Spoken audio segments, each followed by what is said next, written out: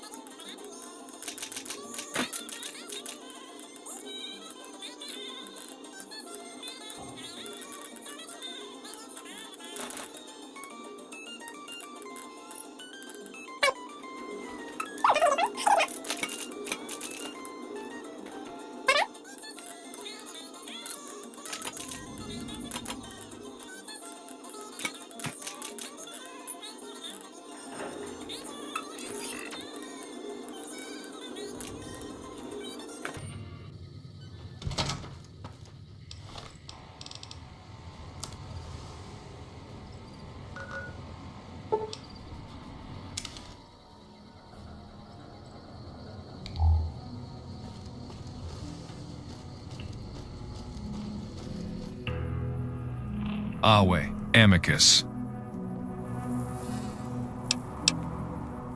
It's going well. The townsfolk are grateful, and Kaisar will look fondly upon the residents of this town for accepting his rule so easily. As a matter of fact, yes. Speak to Blacksmith Aquila. He's over by the casino.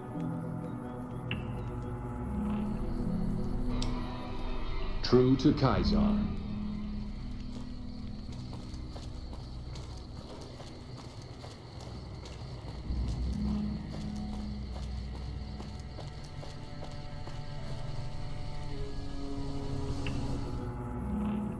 Wei, what do you need?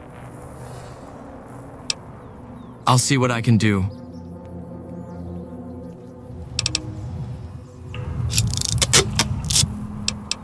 By Caesar's will.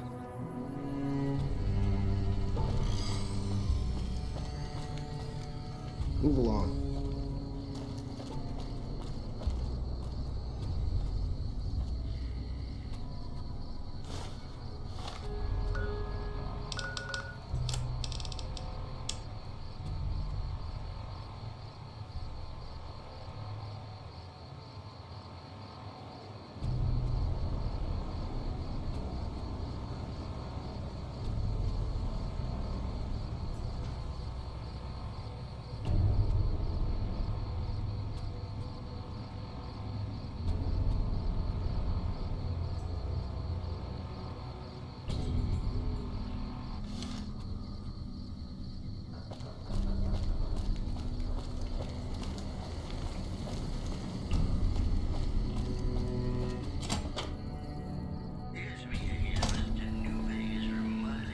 Welcome back.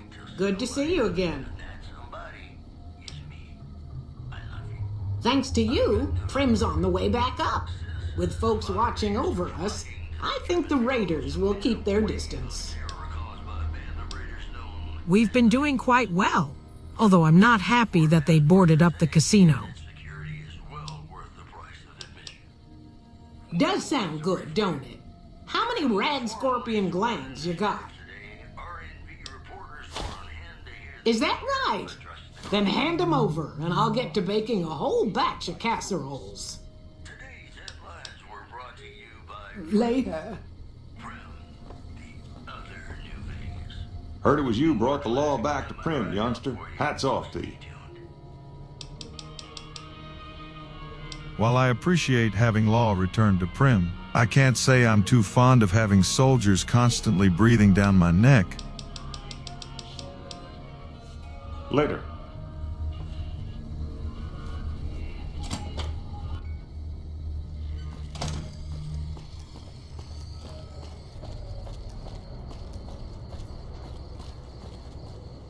Howdy.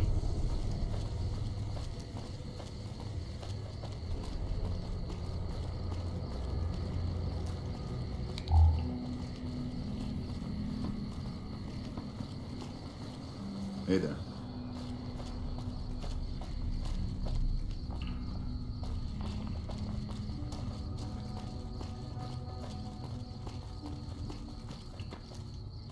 Wait.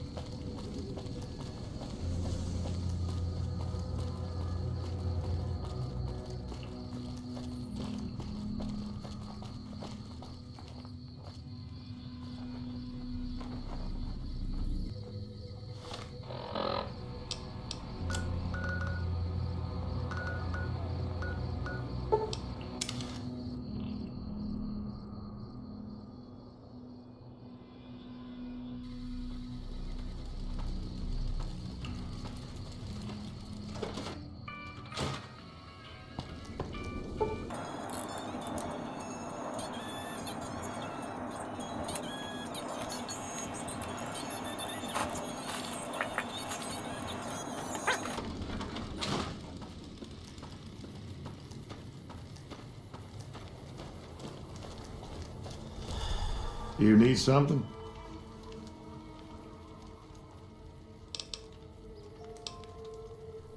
I don't know what it is about you, but I think you could actually pull it off. Deathclaws are tough bastards, but you might be even tougher. Nobody here is any use to you in a fight against Deathclaws, but take these medical supplies. You'll probably need them. To do the job right, you've got to get rid of the pack leaders, the Mother Deathclaw and the Deathclaw Alpha Male. Should run the rest of them off.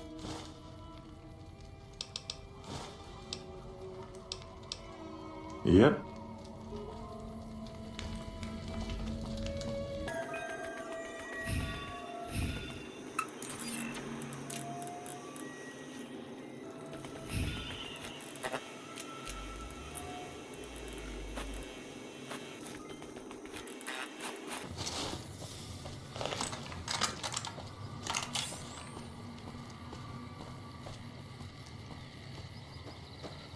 trouble.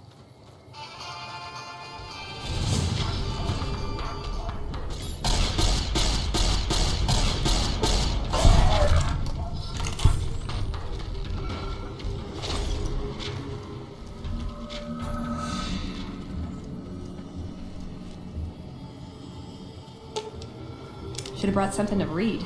Beats wait until they shoot me first.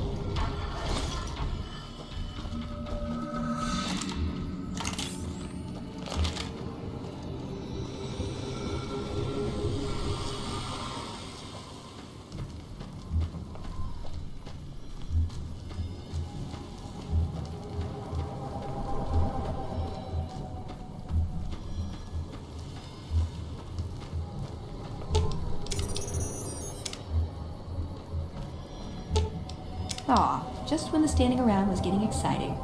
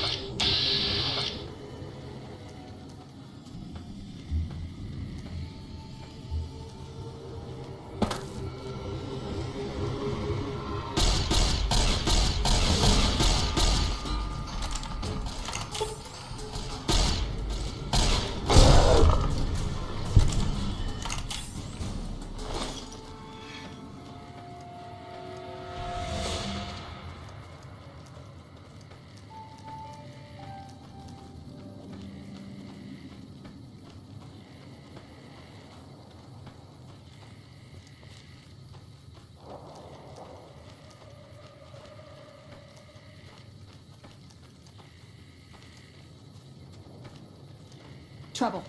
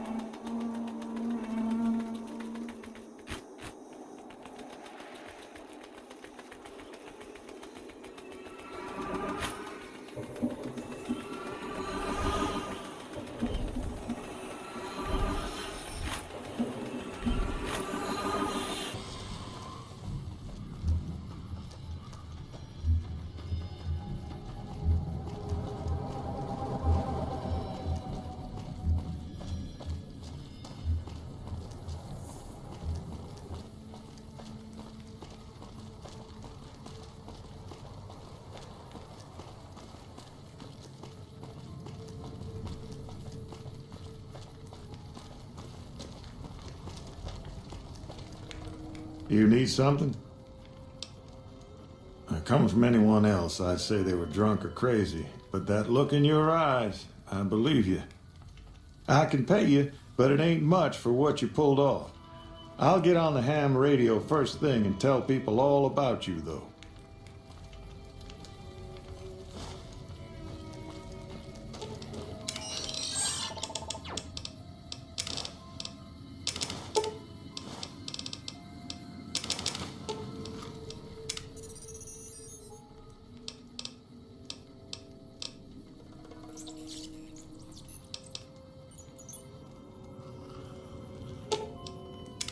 What's up?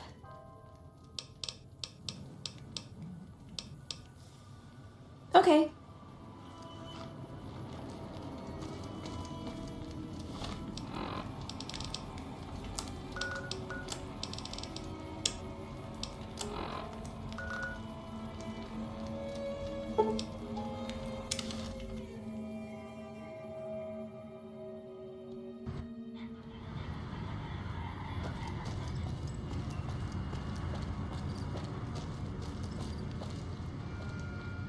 Hello. Lovely to meet you. I haven't the time to speak to commoners such as yourself. Hello. In that case, I suppose you're here to collect. I apologize, but I simply do not have enough caps on me to cover the debt. If someone were to recover my caravan from that cave, I could easily pay in full. But who would bother with such a mess? I'm short 90 caps or so, but I have a few cartons of cigarettes and some sensor modules I could put toward my debt. At this point, I'll have to return to California to start anew. I haven't got a cap to my name.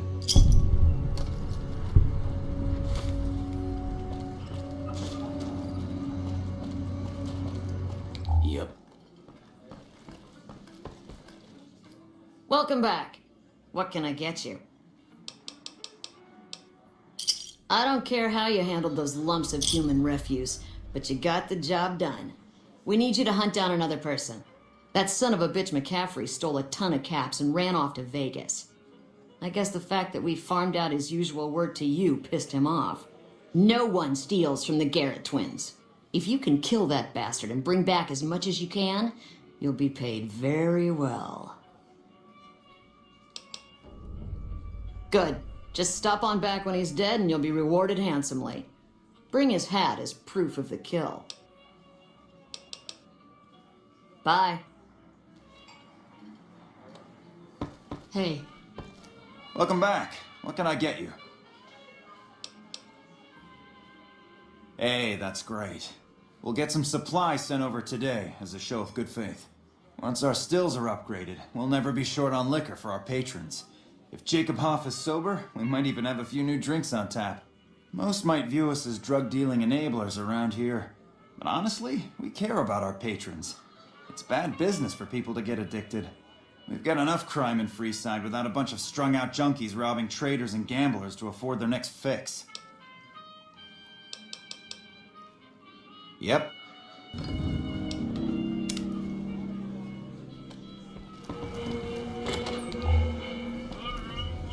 Things have been a lot better since you helped with those soldier boys.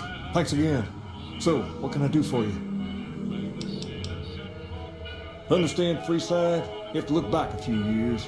Originally, we were all just tribes making a living in this area. That all changed when Mr. House came around. He made an offer to the 3 biggest tribes that were willing to listen to him.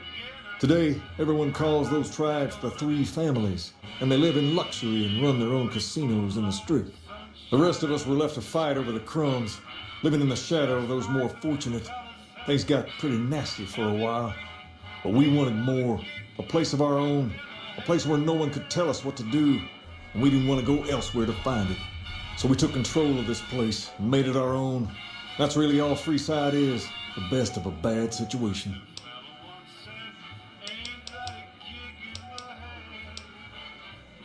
There's me, but I don't really like talking about myself. There's Julie Farkas and the other followers down at the old Mormon fort. The Garrett twins up at the Wrangler deserve mention. Wouldn't be right not mentioning the Van Graffs, I suppose. And while they're not important in the overall scheme of things, there's Mick and Ralph, too. Just don't tell them I said that. Who all did you want to know about? Julie represents the followers of the Apocalypse. They're a group that tries to help people out whenever they can, so we get along just fine. If you ever need to get patched up, one of their docs will have you right as rain in no time flat.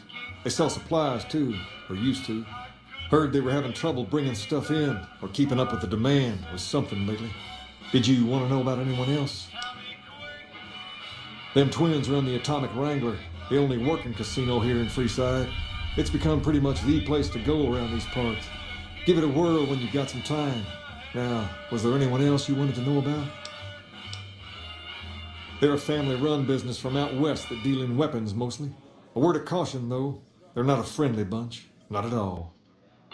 Their store is just past the Wrangler. It sells all kinds of fancy weapons that most people around here can't afford. Anyone else you wanted to know about? Mick and Ralph sell all sorts of things at a small store over by the East Gate. They've done all right by us, and they'll do all right by you. You want to know about anyone else? Sure thing. What you have in mind? We're different than other gangs, not just because we dress better. We're not just a group of thugs looking for our next fight. The Kings are about an idea, you see, where every man is free to follow his own path, do his own thing, where every man is a king in his own right. We've tried to pass our philosophy on to the people of Freeside, but not everyone is ready to be a king. The kids love us, but the old-timers tend to shy away and keep to themselves. And they probably couldn't pull off the look anyway. As for the others, some people just plain don't respect others, and that's a no-no. But there's one thing I won't tolerate, it's lack of respect. Sure thing. What you have in mind?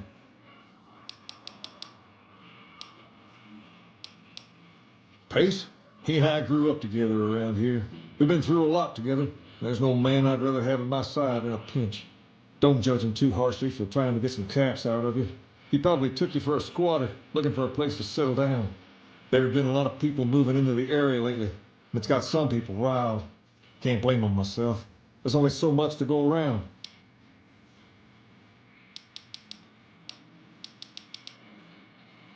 Near as I can tell, it's some sort of religious institution.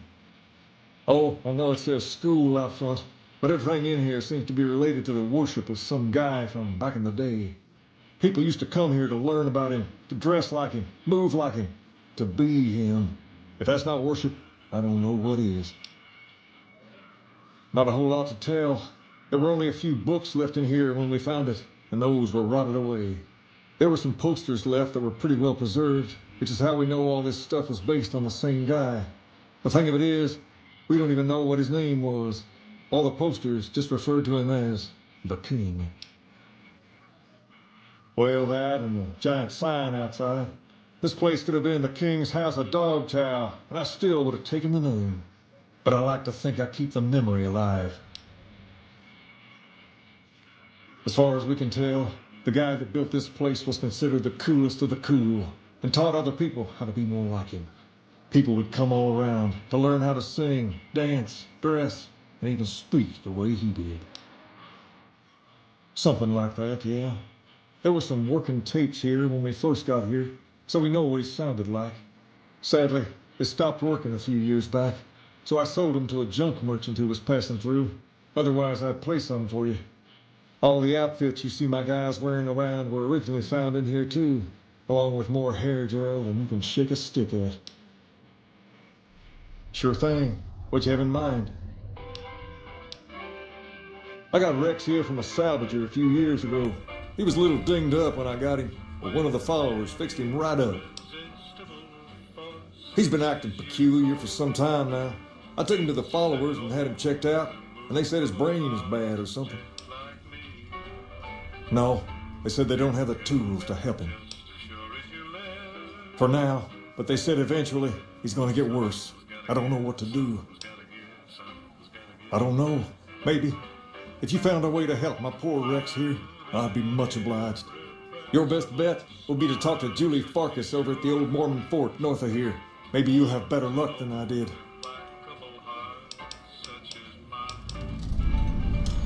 Ask away. Sure can. I have a friend who has just what you're looking for. Has a shop over yonder by the east gate, named Mick and Ralph's. Just tell Ralph that I sent you, and he'll get you squared away.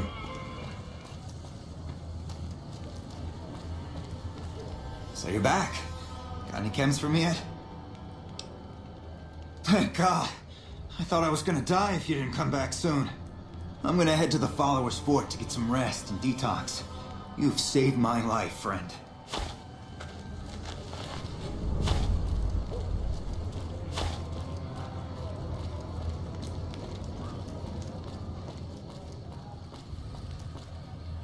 Hey, buddy, spare a cap? I can make it worth your while. Ha ha ha! Oh, that's rich. You're not exactly my type. No offense. No, I meant I could give you a tip. Earn my money, so to speak. You look like you're new around here, so I'm sure I know all sorts of things you'd find useful. If not, well, it's only a cap. So what do you say? The first thing you should know is that Freeside is run by a pack of yahoos that call themselves the Kings. Their leader, who oddly enough calls himself the King, currently has his hands full trying to prevent an all-out riot in Freeside. That's 2 tips, but What the hell? You're a new customer, so the extra one's on me. Wanna hear another? I understand. Well, have a good day.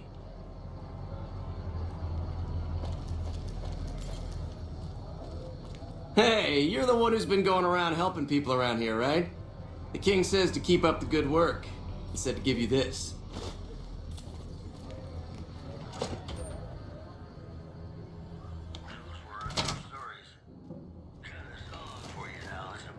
If you're looking for guns, talk to Mick. Otherwise, I've got a nice selection of general supply. Take a gander. Give me a shout if you need anything else. I only offer services if the king gives the okay. Impress him and we can talk. If you haven't heard of the king, you must have been living under a rock or something. The king has his boys all over Freeside. He controls the water pump and is essentially the go-to guy for what goes around here. Okay, ask away. What do you want to know? They're the local energy weapon dealers in Freeside. When it comes to lasers and plasma, they're the only game in town, and they keep it that way. Gloria's men are the best armed in Freeside and ruthless to boot. But her brother, Jean-Baptiste Cutting, puts them all to shame. Their joint is the only place in Freeside to get it all under one roof. They've got gambling, booze, chems, and whores. They're good folks, just don't cross them. They're known for tidying up loose ends with a bullet to the brain box. Anything else I can help you with? One of his boys stopped in and said you had won the king's favor. You've done right by this town and deserve a pass. Here you go. See ya.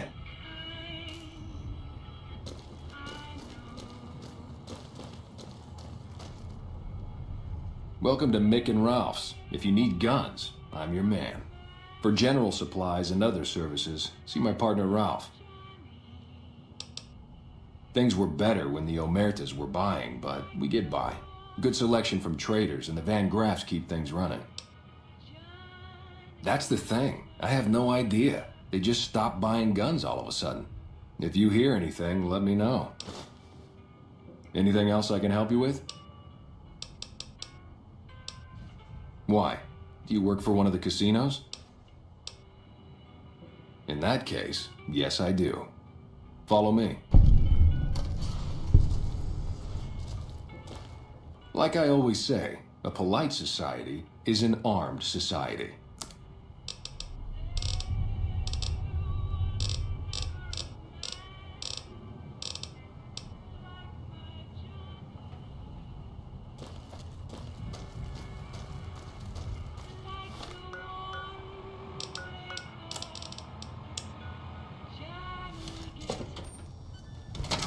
Bang, bang, bang, bang, bang!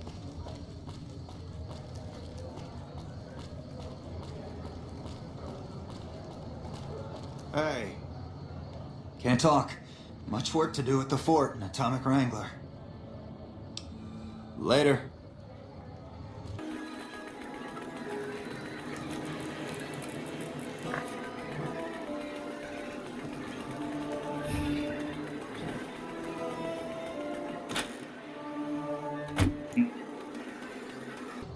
Hi, do you need assistance?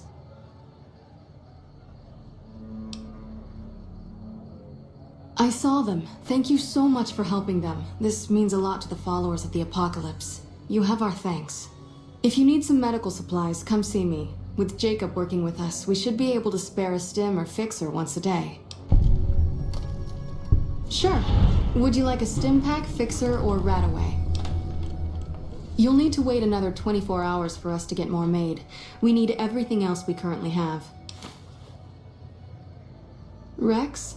It breaks my heart every time I see him. He's such a good dog. Yes, a few months ago. We had to tell him there was nothing we could do. No, Rex's condition is way beyond anything we can handle. He requires brain surgery and some sophisticated cybernetics work, too. I didn't say that. While no one here has that kind of expertise, I do know of one man who might fit the bill. There's an old scientist named Dr. Henry who reportedly specializes in this sort of procedure. He'd probably be your best bet. Last I heard, he was living up in Jacobstown, far to the northwest. No problem. I'm honestly pleasantly surprised they would help us out, but I can see the Garretts aren't doing this out of the goodness of their hearts. Well, it looks like you've earned yourself a discount on supplies now that we'll be fully covered. This supply deal will aid our work immensely.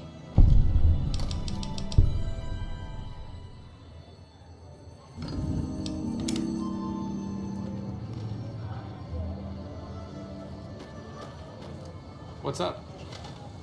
What's up? Back in your good graces again? I know you'd see the light.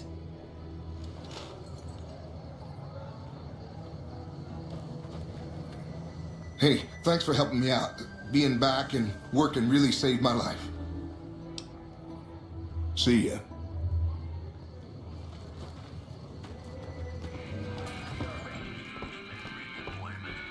What can the king do for you? She said, what? Why didn't she just say so when I was there? Actually, come to think of it, I was pretty angry when I went down there. I vaguely recall something about upending a few tables, maybe knocking out one of her doctors. Anyway, that's incredible news. Only thing is, there's too much going on around here for me to make a trip like that. And I need all of my guys just to keep things settled here. You seem to be awfully interested in my boy Rex here, and you've done some good work for me already. I'll tell you what, you promised to get Rexy here to that doctor, and I'll lend him to you. What do you say? I can't thank you enough. Now, there's a few things you should know about old Rex here if you're going to be traveling together. First, he hates rats. Can't stand the things. Giant rats, mole rats, doesn't matter. He catches a whiff of one, and he's off like a shot after him. He's normally pretty obedient, but you might have to chase him some if he goes after one of the little varmints. Second, he doesn't like hats, or the people wearing them.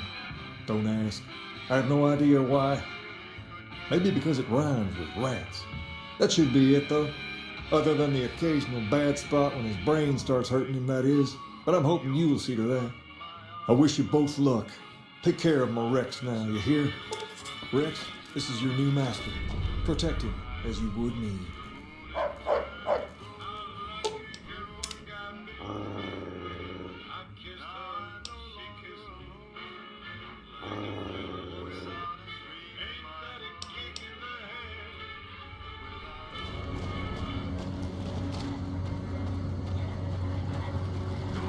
Submit to a credit check, or present your passport before proceeding to the gate. Trespassers will be shot. Thank you, sir. You may proceed.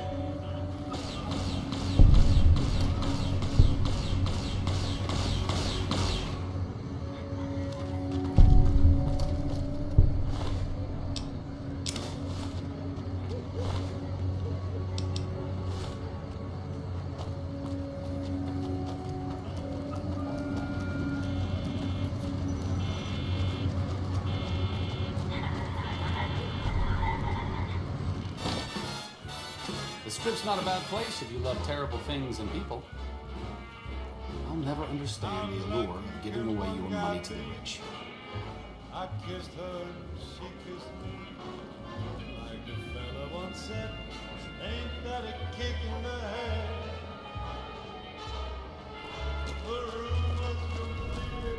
Howdy, partner. You've come for a piece, haven't you? Welcome to New Vegas. Consider me your personal welcome wagon. Now hear this. The head honcho of New Vegas, Mr. House, is itching to make your acquaintance. Just head for the Lucky 38. It's the big old tower shaped like a roulette spinner. Well now, it was Mr. House who made Securitrons like me. Seems the least I could do is pass on his message. Don't dawdle. He'll be waiting.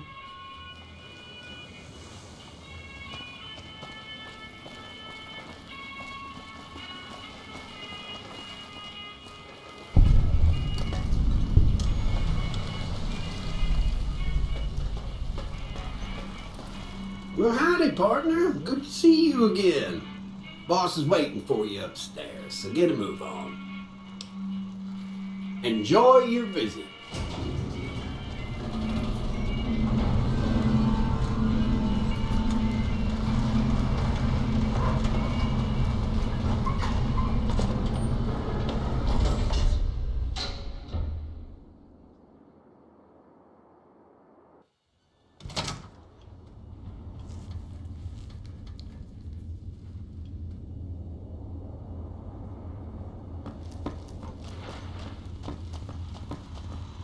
Where to, partner?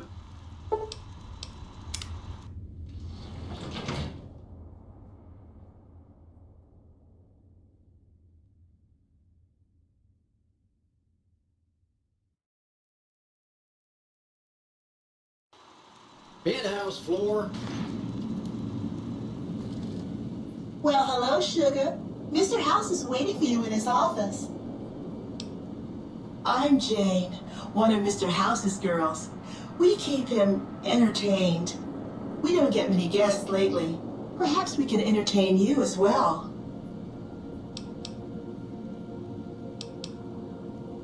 This is the Lucky 38 Resort and Casino, or it used to be.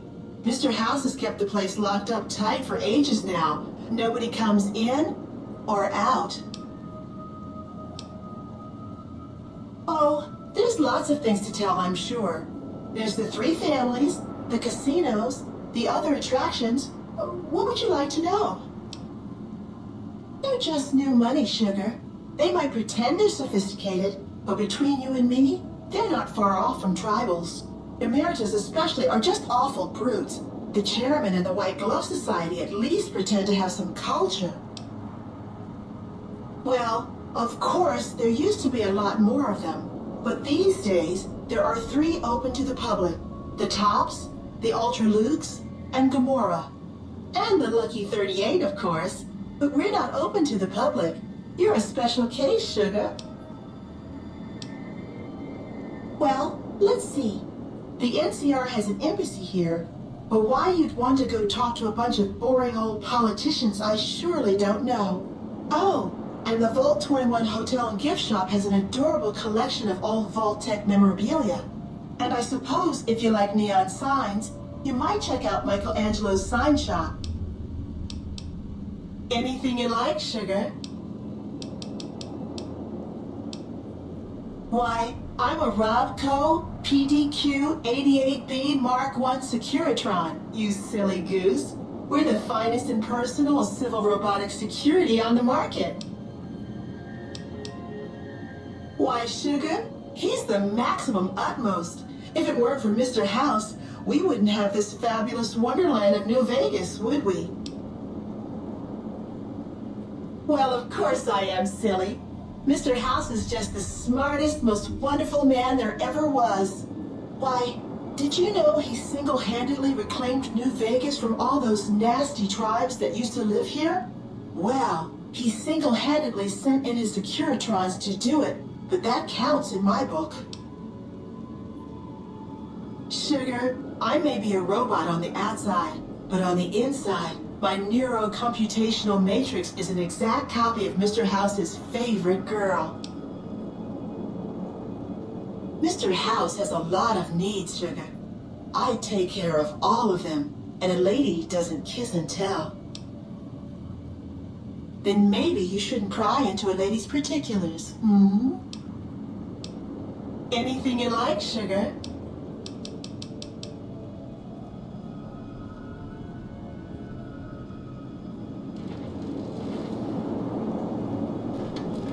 Be advised, visitors will be held responsible for the behavior of any robots accompanying them.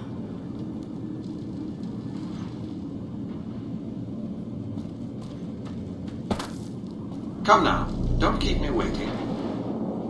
This meeting has been a long time coming, hasn't it?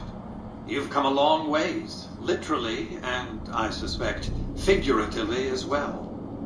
I have to ask, now that you've reached your destination, what do you make of what you see? Oh, come now, don't play the fool. Vegas has fools enough, a superfluity of them. They're what makes it so profitable. They come to Vegas chasing penny-ante dreams of high living, to feel like they're big shots, like they're winners. You see that you and I are of a different stripe, don't you? We don't have to dream that we're important. We are. The business is this. One of my employees has stolen an item of extraordinary value from me, and I want it recovered. Simple enough. My only concern is the recovery of the platinum chip. What happens to Benny, I leave to your discretion. When you bring the chip to me, I will pay you 4 times the delivery bonus stipulated in your contract. How's that? What did you wish to know?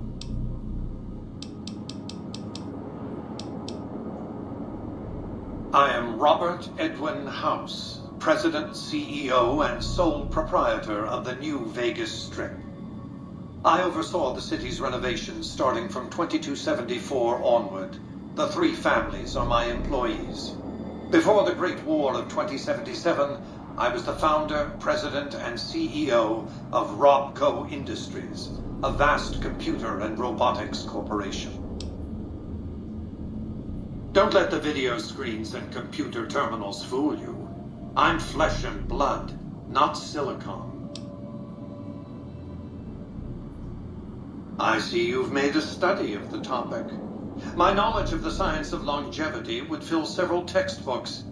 Perhaps after a decade or 2 of economic reconstruction, I can commercialize these technologies and offer them to others, such as yourself. Let's just say it was very costly. But I was willing to make the sacrifices longevity entailed, financial and otherwise. We can discuss this in greater detail at another time.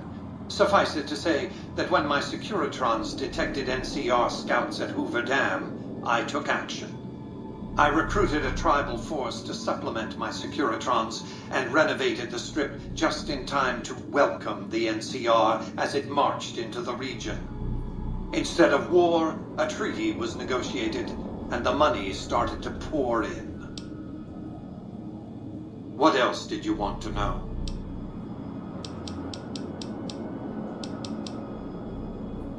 It's a very special item. There's nothing else like it in the entire world. It was lost a long time and difficult to find. That's all you need to know about it for this stage of our enterprise. Fulfill your contract, deliver the chip, and good things will come your way. You might keep an eye out for any computers that Benny's been using. Maybe even a computer lab of some sort. You realize you were just one of many couriers. The rest of them, dummies, so to speak. Add to that many thousands of caps worth of mercenary protection to screen your avenue of approach. Had I used an armed caravan to transport the chip, I might as well have been announcing to the world, this is important, attack this. I didn't want to attract the attention of groups like the Great Khans or the Brotherhood of Steel. Alas, the real threat was closer to home. Frontal assaults on casinos? Not good for business. In any case, Benny would see it coming, and all he'd have to do is hold the chip up and point a pistol at it. Our foremost advantage is that Benny doesn't know that I know he has the chip. Let's not squander it. That's simply not true. I am the only person to hold any rights pertaining to the chip. I designed it, and I paid for it, dearly. To develop that chip, I spent a sum of US dollars, not the bottle caps that pass as currency these days, but a sum beyond counting. For decades, I paid salvagers to comb the ruins for it.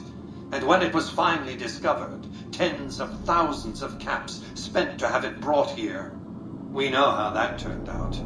Complete your contract, and it will be the last time I pay for the chip. Save your questions for then. What else did you want to know? Benny has led the chairman ever since I recruited his tribe 7 years ago. Until his recent misbehavior, I planned to make him my protege.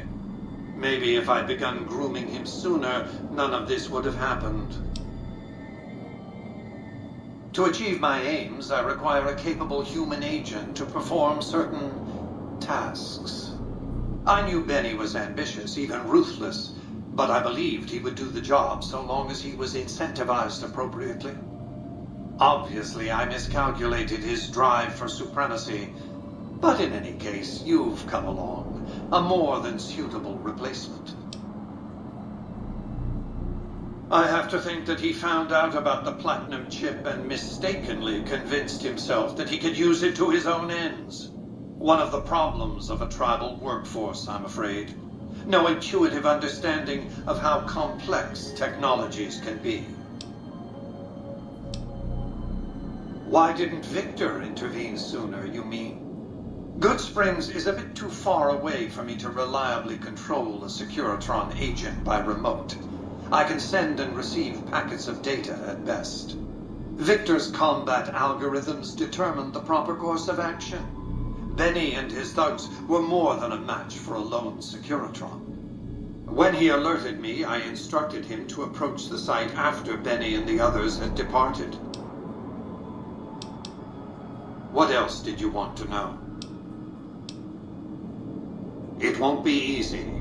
Benny is always surrounded by at least 4 bodyguards, except when he's in his private suite on the 13th floor of the Tops. It's more complicated than that.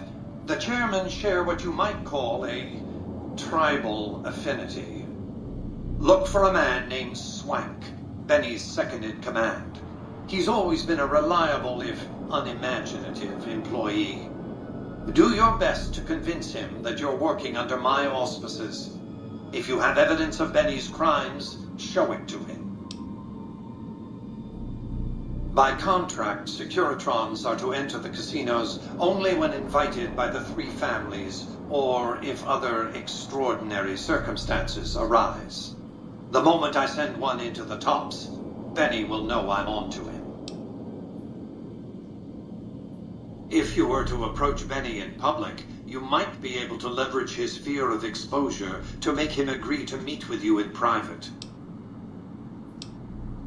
Sneaking into Benny's suite on the 13th floor would be very difficult, but not impossible. There might be guards. Certainly there'd be a sturdy lock on his front door. What else did you want to know?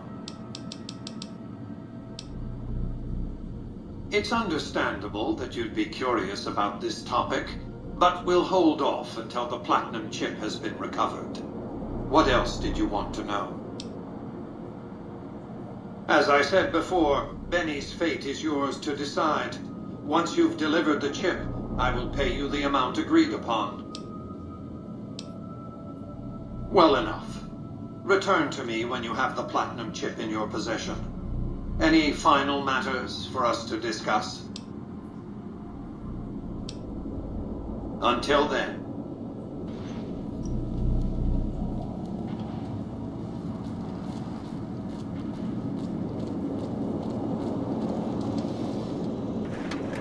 Congratulations, partner.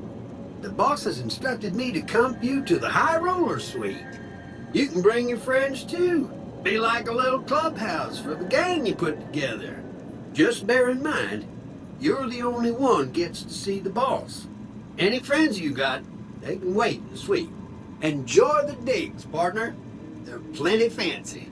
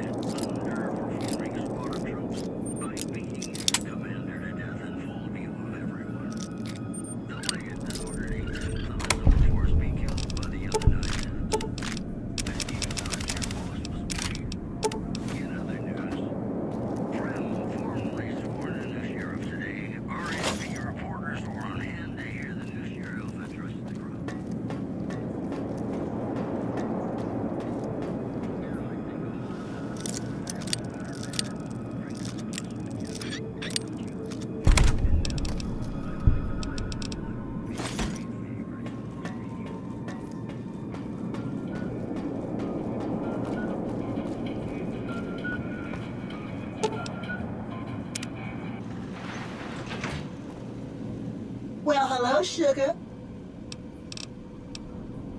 Not many people know this, but Mr. House is one of the world's biggest collectors of antique snow globes. If you happen to find any out in the wasteland, you can bring them to me, and I'll add them to his collection. You'll get a reward, of course. In fact, one of Mr. House's favorites went missing when we moved the collection. If you have a look around the Lucky 38, you might even find it. You do? Why, that's just wonderful. I'll take them and put them with the rest of the collection.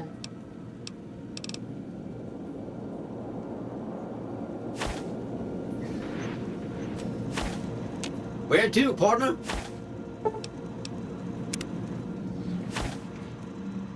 High roller suite.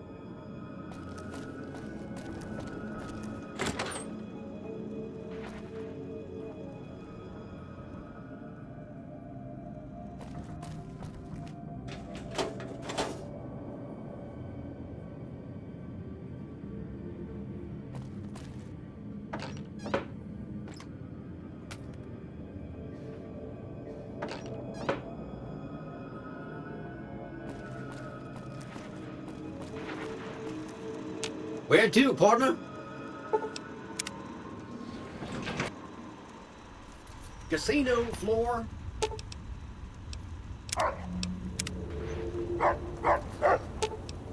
Lead the way.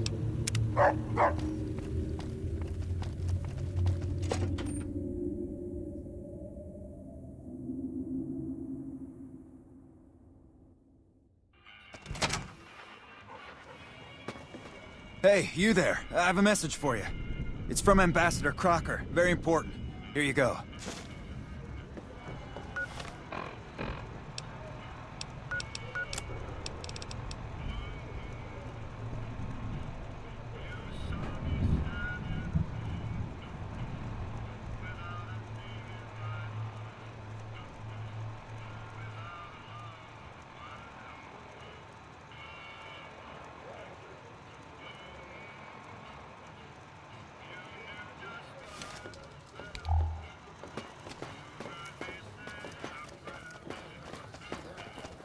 Wow, that's crazy.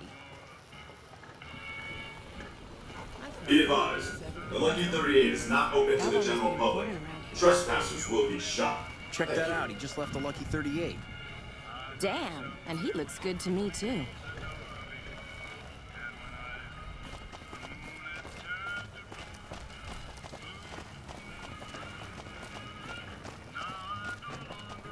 Strip secure.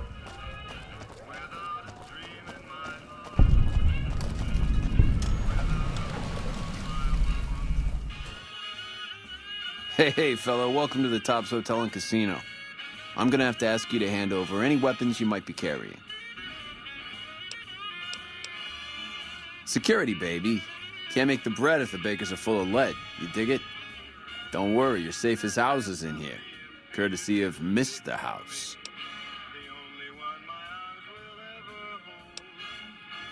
Smooth and easy, just the way I like it. Don't worry, they'll be as safe as kittens till you're ready to leave. Oh, and a friendly word of advice. If you happen to stumble across any weapons during your stay here, well, just don't wear them openly. You dig? Now that we got that little business out of the way, what can I do to make your Tops experience the tops? Relax, baby. The safest houses. We'll keep them locked up in the bank upstairs right next to the money. It's serious protection.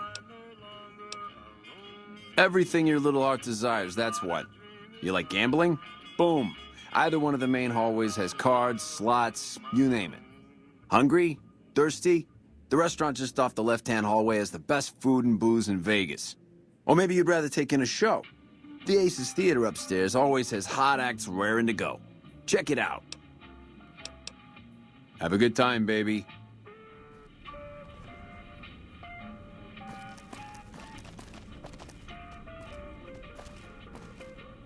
Hey there, pal. Welcome to the Tops. And what can I do for you today?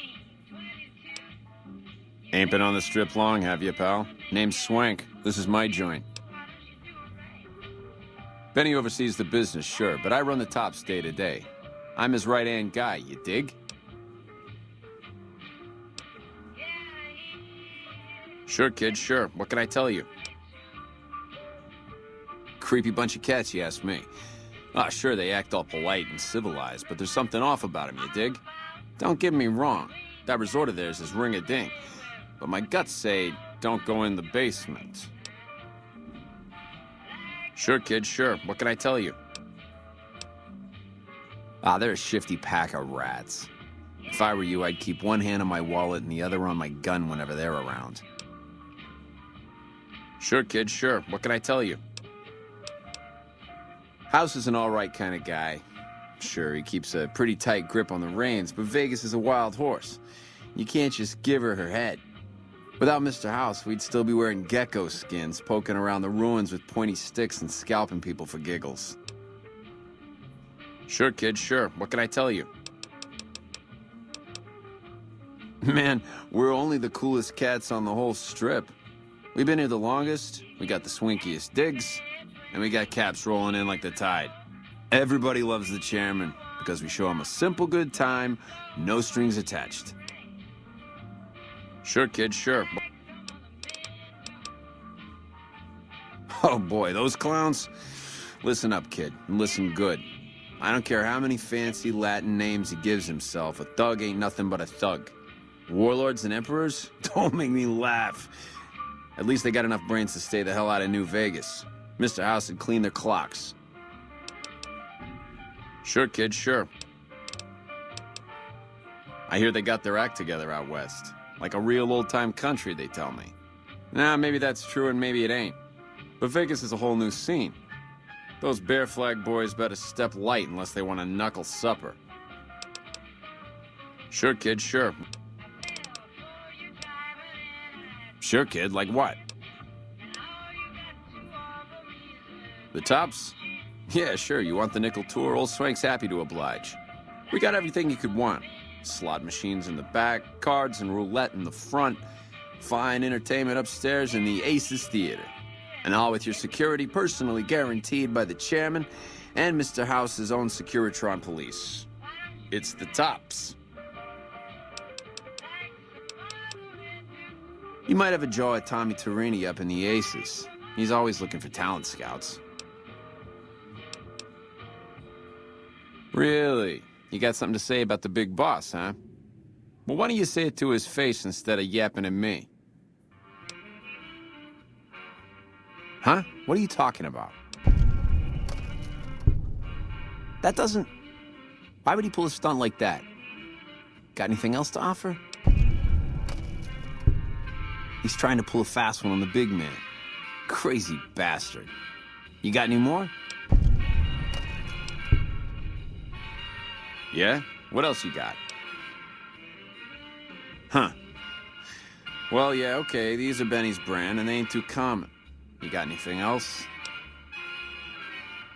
Yeah, that looks like Benny's lighter, all right. Still, not exactly a ton of proof. Got anything else, kid? That's pretty shady, yeah. Could be Benny's up to no good. Could be this is somebody else altogether. What else you got? Jesus, kid, I think we got a real problem on our hands. Can't believe Benny's a no-good stinking punk, trying to play house like that. Tell you what, I'll call Benny, keep him away from his suite. You go search the place. Here's the key, it's on the 13th floor. It's a room with the double doors, can't miss it. Maybe you'll find something we can show to Mr. House and get him arrested. Take him out? Jesus. Okay, well, if you think that's the best way to deal with this, I'll send him up to his room, you can ambush him there. And don't worry about the rest of the chairman. I'll keep him from getting involved. You'll still have to watch out for Benny's guards, though. Here's your stuff back, in case Benny don't go quiet, you dig? I'll tell the boys to give you a pass to pack some heat. Go on then. Elevators are past the slot machines on your right.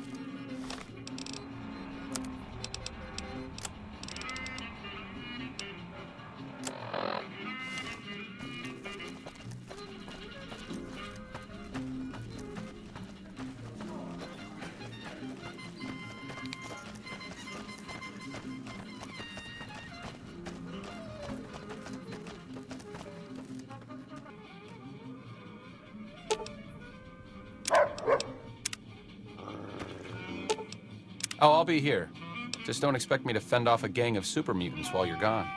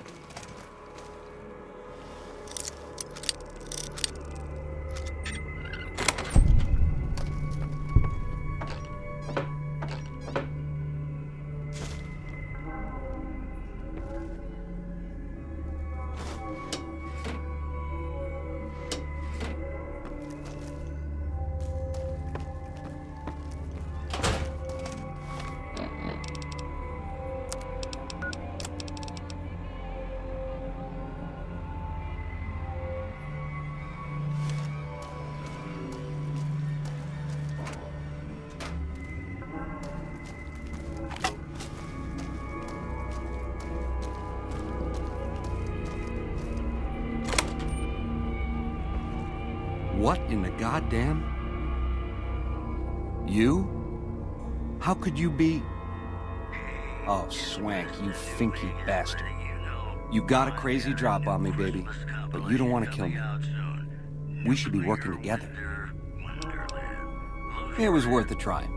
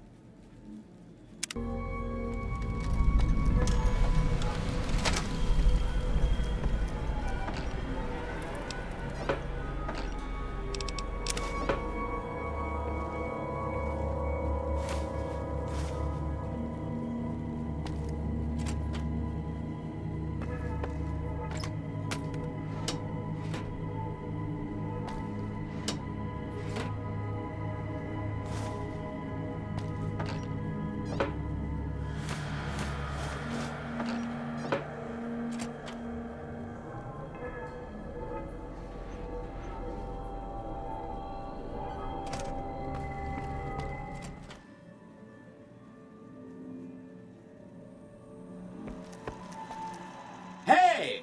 Hi there! Good to meet you. What can I do for you today? This is Benny's workshop. When the Tops got renovated, he had this half of the floor blocked off for his own use.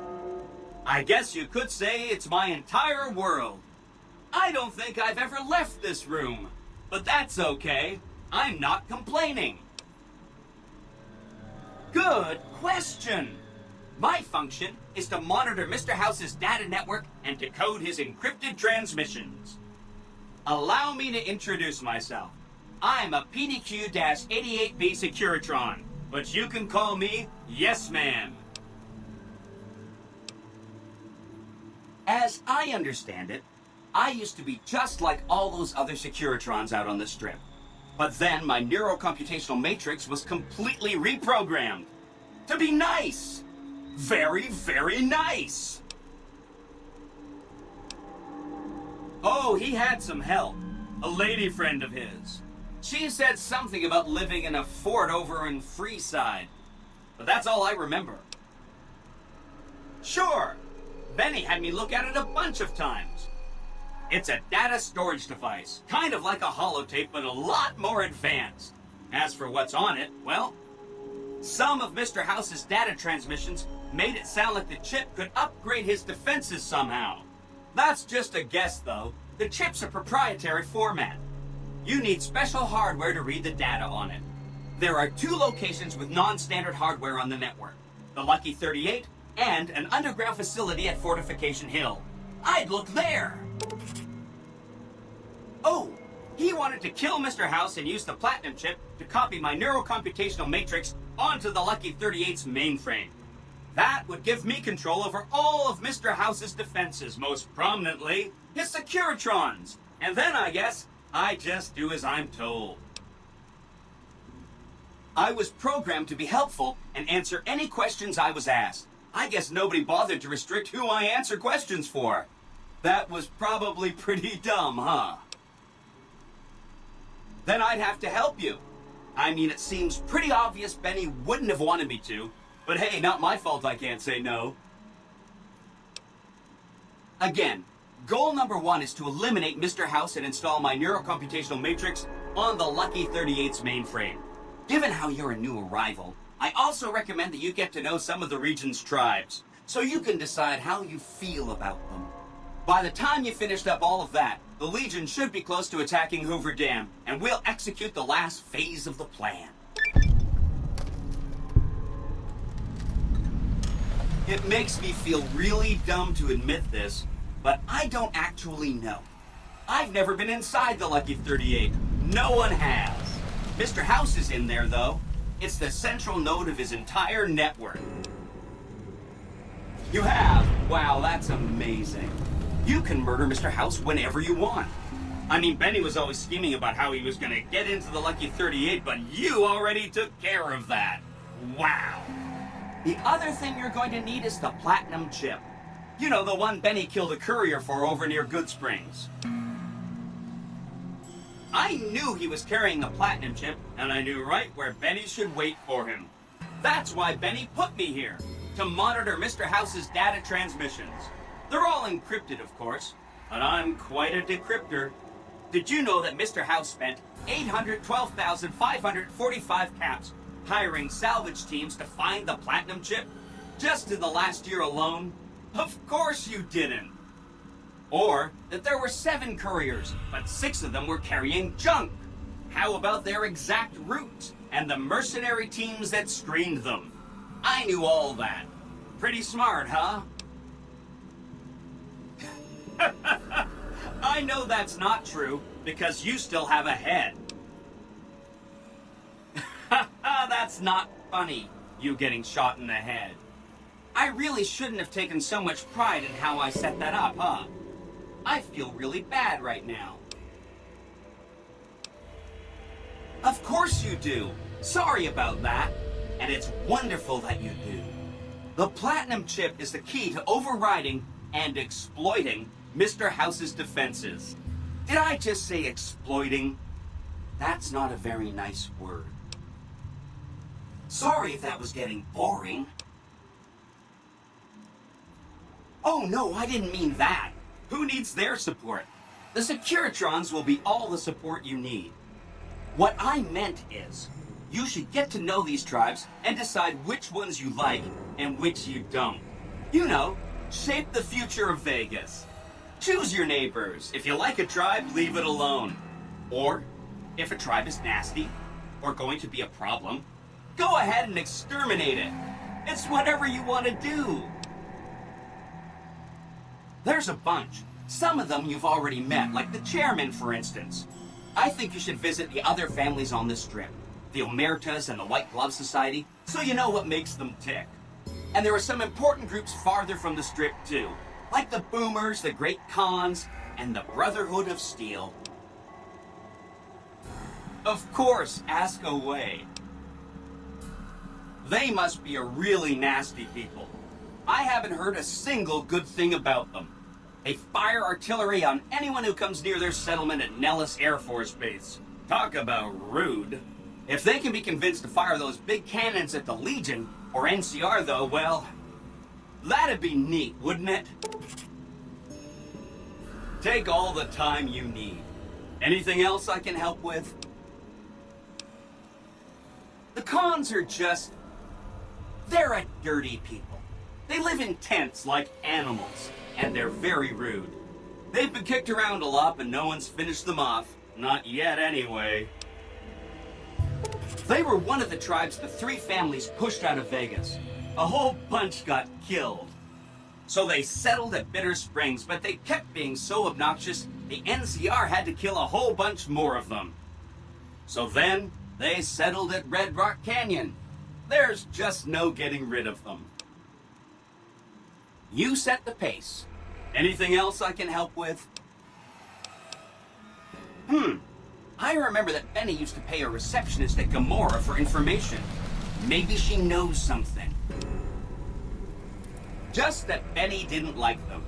He talked on and on about how they couldn't be trusted. And this is coming from Benny. He hated their casino, said it was tacky, and he thought they were up to something, because he said they always are.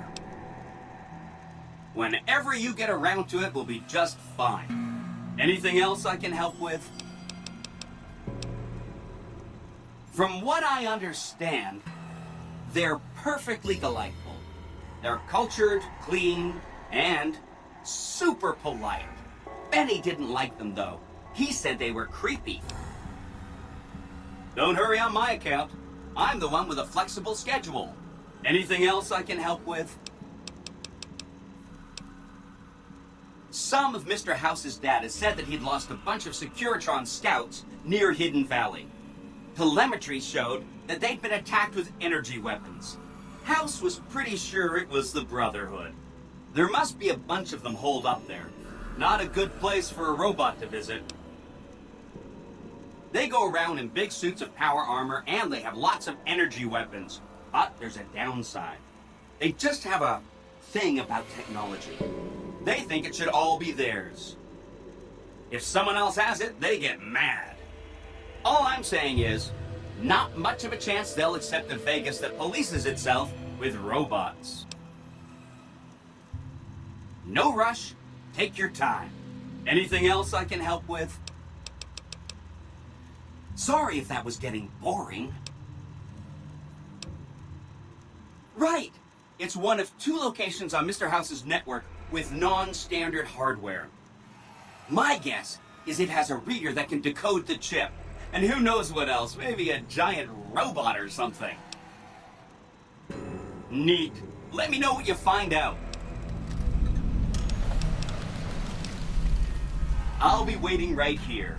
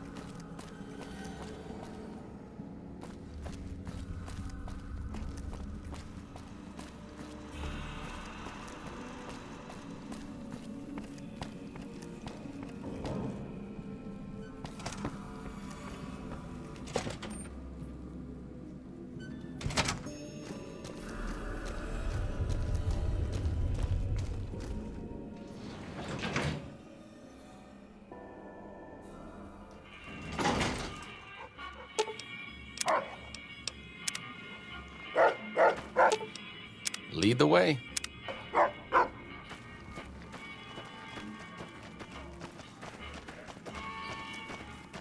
Civilizing Primm will show what we can do for everyone else in these territories.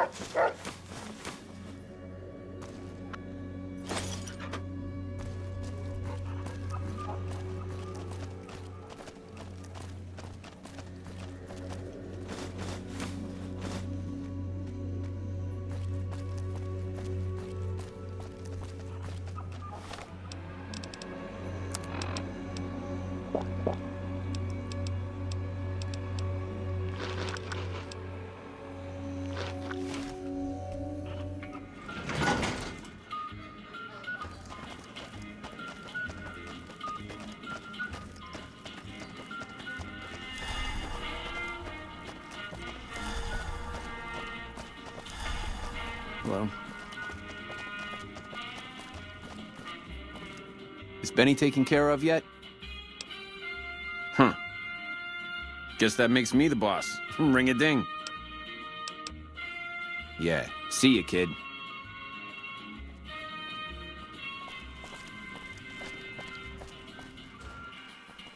The eyes of the mighty Kaisar are upon you. He admires your accomplishments and bestows upon you the exceptional gift of his mark. Any crimes you may have perpetrated against the Legion are hereby forgiven. Kaisar will not extend this mercy a second time. My lord requires your presence at his camp at Fortification Hill. His mark will guarantee your safe conduct through our lands. I am the greatest of Kaisar's Frumentari. It was not a challenge to find you. Nor is this my first visit to the Strip. Go to him, and you will understand. Seek Kaisar by way of Cottonwood Cove, south of Nelson. The Cursor Lucullus will be waiting. So, Mr. House doesn't care that one of Caesar's most notorious Legion spies is walking around on the Strip. Either that or his Securitron's AI is too primitive to recognize the threat. Neither answer is particularly comforting.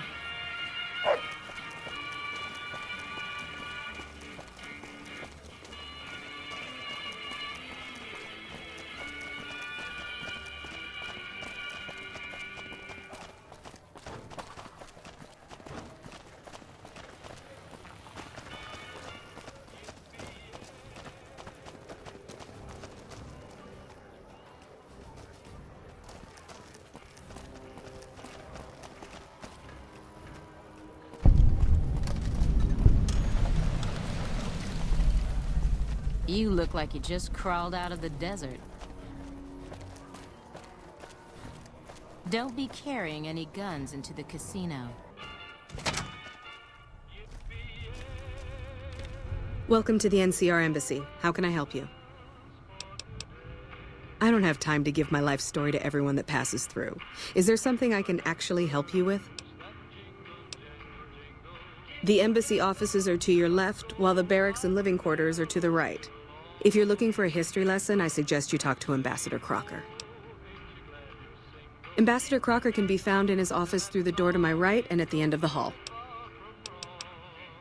Bye.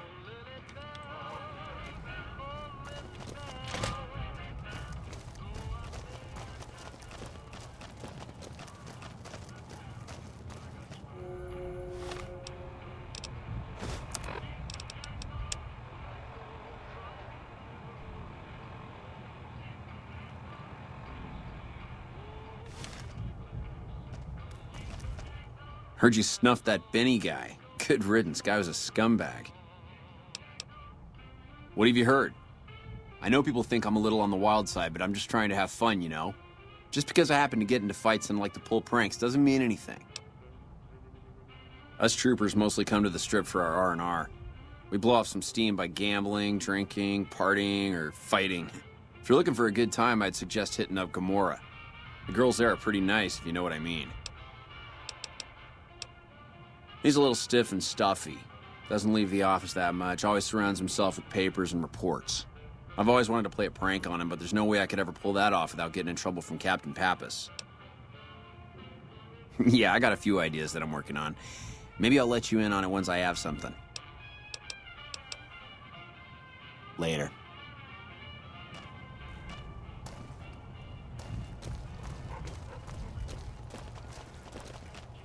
Hello. I heard you killed Benny over at the Tops. I bet you think you're some sort of tough cookie. A piece of advice. If you mess with any of my men, you'll regret it. Not much to tell. Keeping the troopers in line and monitoring the Strip keeps me busy. It's my job, and I'm gonna do it well. Now, if that's all, I've got work to do. Yeah, more the usual. We're keeping an eye on the troopers to make sure they don't do anything stupid. Yeah, the only stupid one we've had lately is Private Irwin. He's starting to cause more trouble than he's worth. Private Irwin? Yeah, he's starting to get a thick file here with all his troublemaking. Crocker isn't too bad. He mostly stays in his office now. If you have any questions about the embassy, you should ask him. He'll talk your ear off. Bye. Sounds like we're running Primm now. I'd still rather take my leave at this...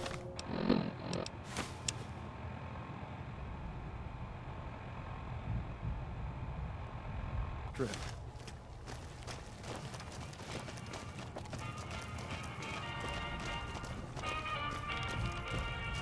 Sounds like we're running Primm now. I'd still Hello? rather take my leave at the Strip.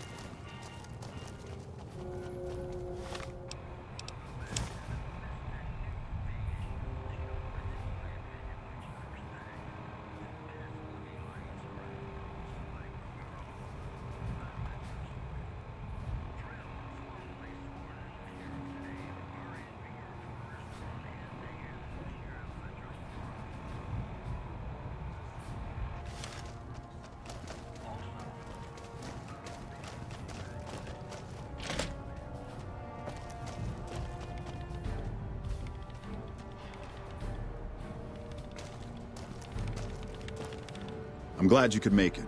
I have something I wanted to discuss with you. It's a very important matter, and I have a strong feeling you're the perfect person for the job.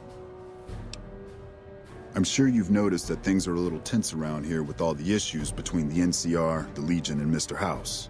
It doesn't take a genius to see that something big is going to happen soon. To be honest with you, the NCR is in a tight spot.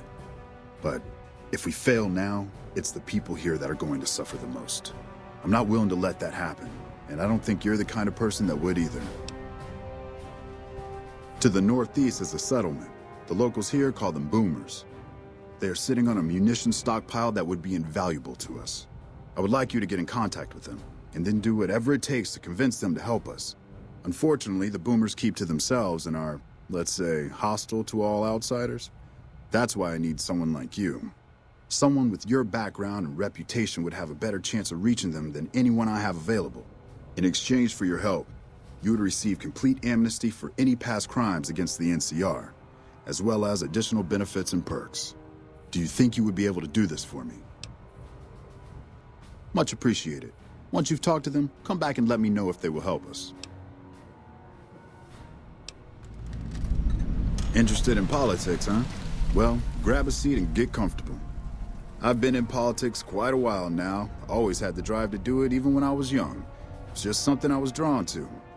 I started my career over 20 years ago back in the NCR as the local mayor and worked my way up from there.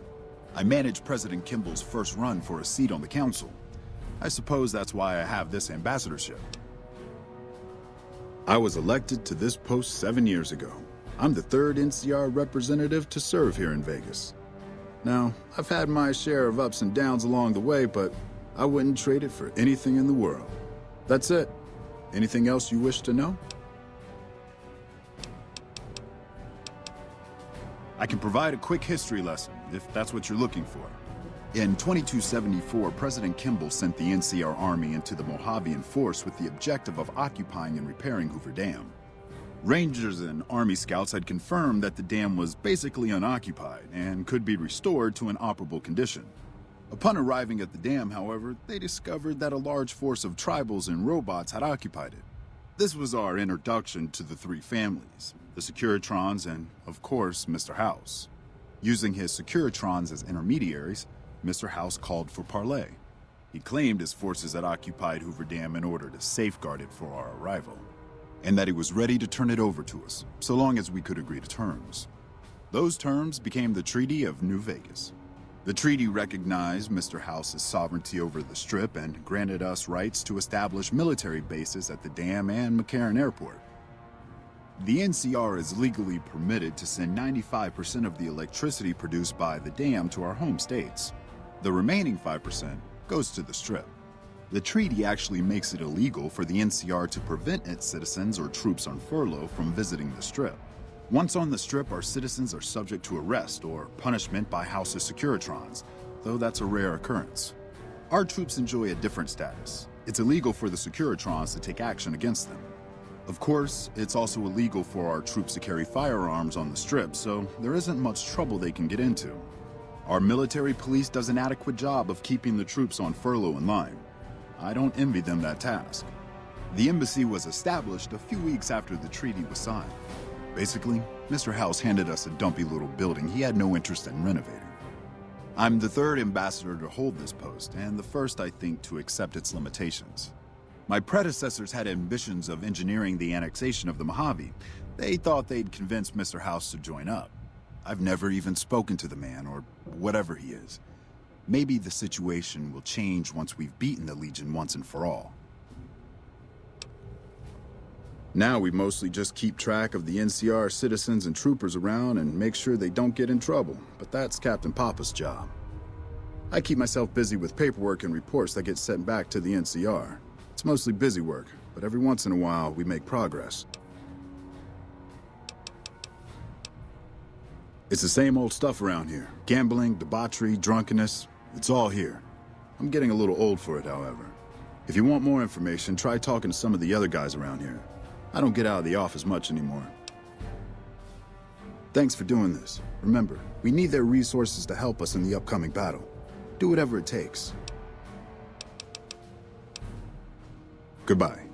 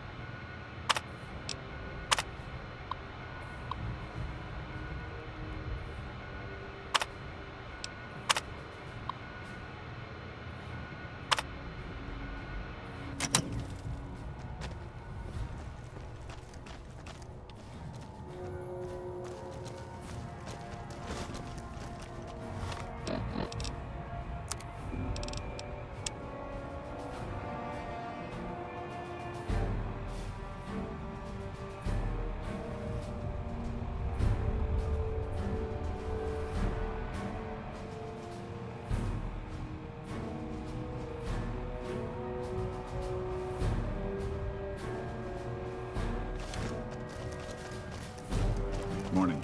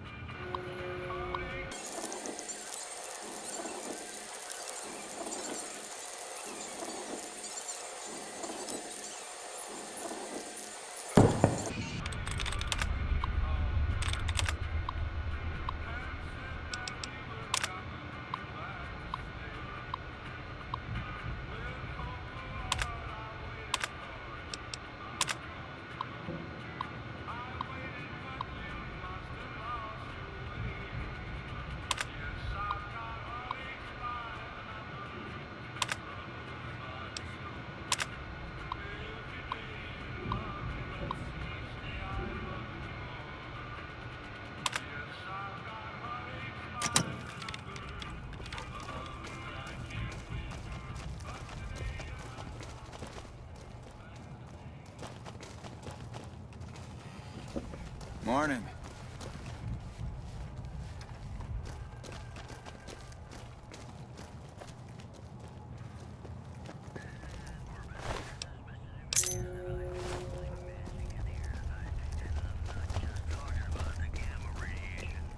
Sounds like we're running Primm now. I'd still wrap.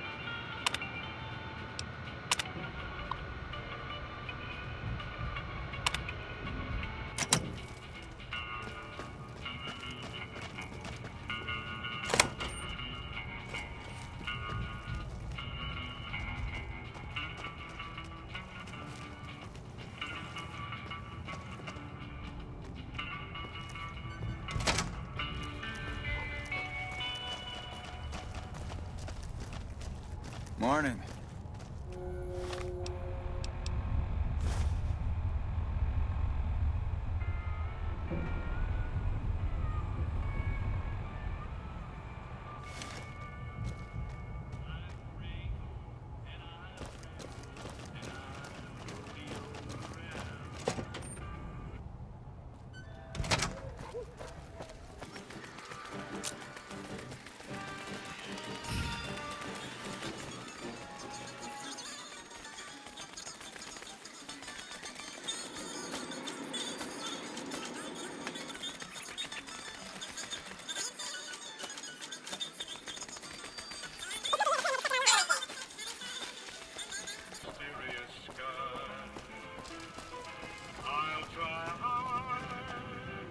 Huh, so the Garretts sent you to track me down. What a joke.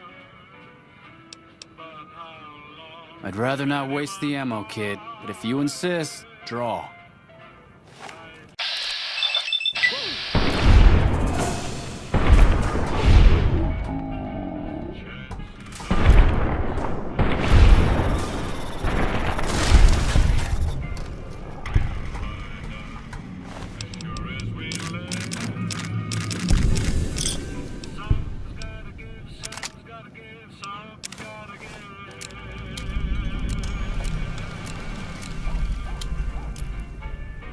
Don't walk away. Let me show you the time of your life.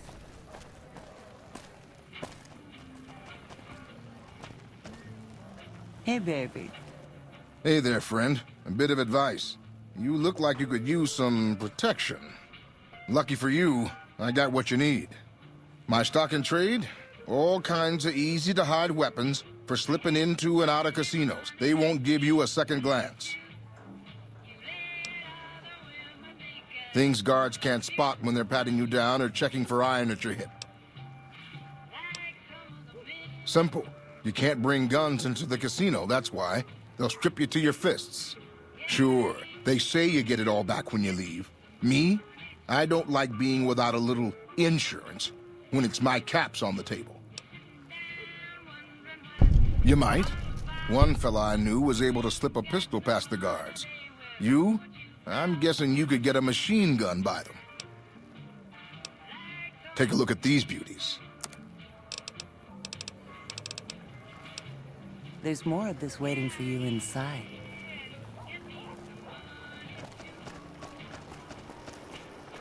Beats being on patrol.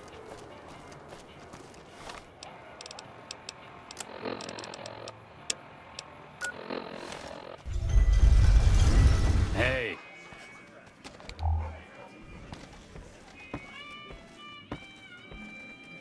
So, Benny's dead, huh? That shifty son of a bitch had it coming. Yes! Where's his hat? This is great news. No one screws with the Garrett twins and gets away with it. I need to find a place on the wall for this. And for your reward, here's 150 caps. I trust there were also some valuables on McCaffrey. Also, we would like to set you up with a room. You can have the corner room, rent-free. It was McCaffrey's. Now that he's dead, we're happy to let you use it. Thanks for helping us. See ya.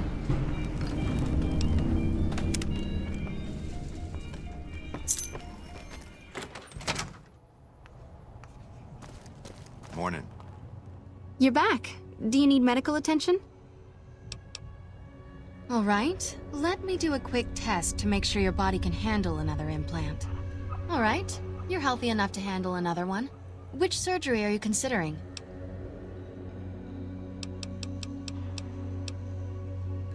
If I implant the probability calculator in your frontal lobe, you'll be able to calculate odds a little better. It's not quite the same as making you luckier, but you'll be able to nudge things your way more often. I can do the implant for 4,000 caps. Have a seat in the auto dock. This will take a few hours.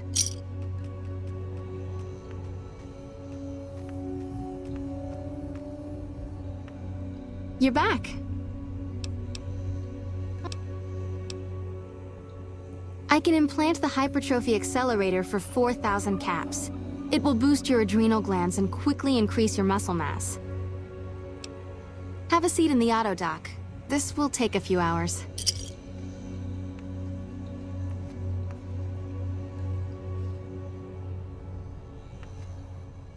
You're back.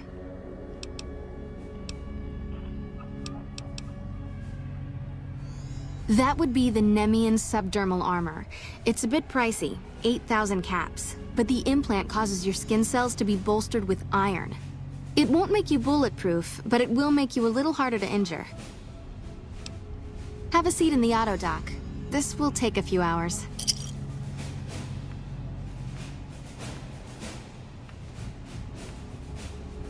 Hello.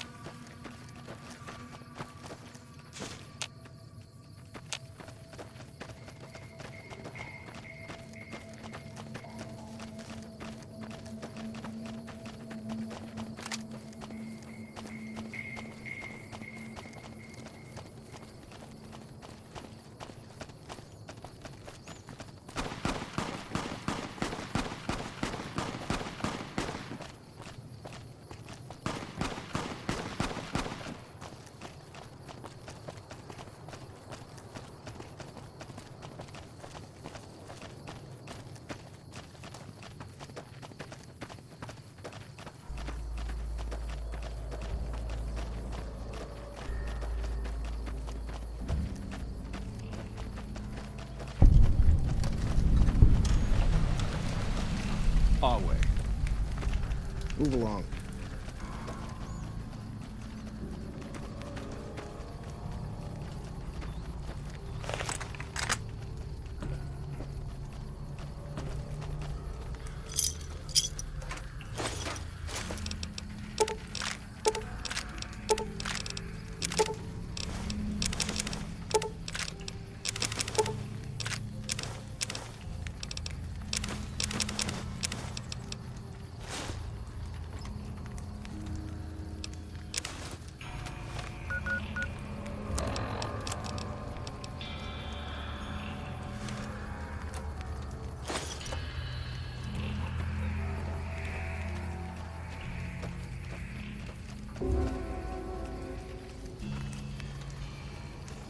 Bad guys!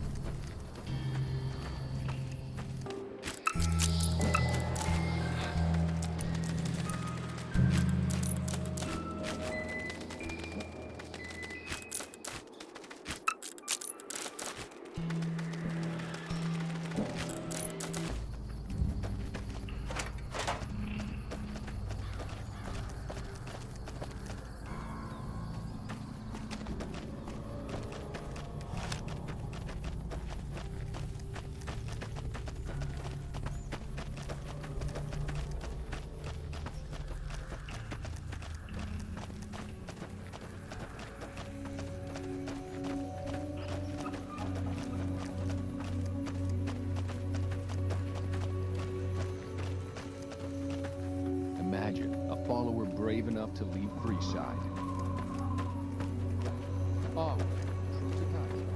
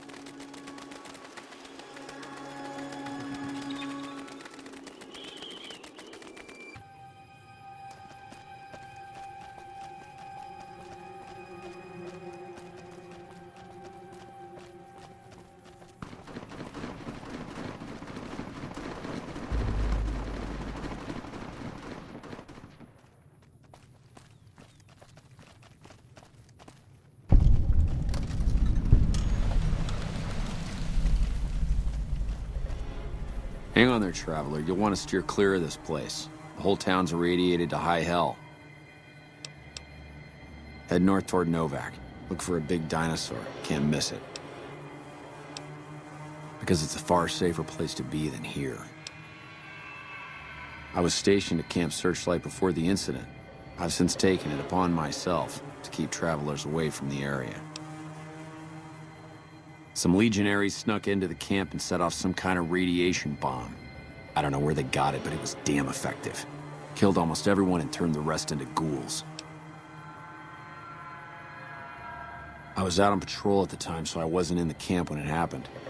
There were a few others with me after it happened, including some of my superiors.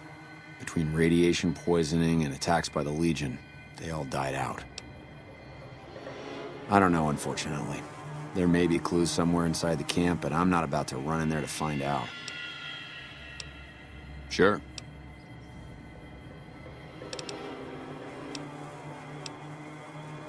None that aren't feral ghouls. Those poor bastards.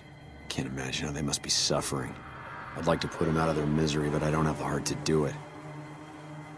Can you do me a favor? I want you to put down the troopers that changed, turned into ghouls. Those boys aren't themselves anymore. They're in pain, and you don't let good men suffer like that. Those troopers deserve a clean death. Thank you. Could you bring me their dog tags? Some of the troopers should still be wearing them. I'll give you some caps for each one you bring back to me. There's an old rifle in it for you if you can bring me at least 10. Oh, and take these radiation supplies. You'll need them.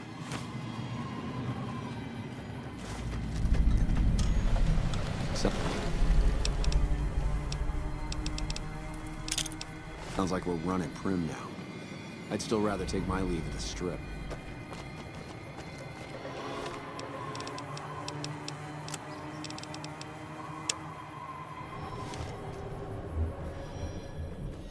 Morning. Patrolling. Okay. Just don't be gone long. And the Mojave almost makes you wish for a nuclear winter. Hey.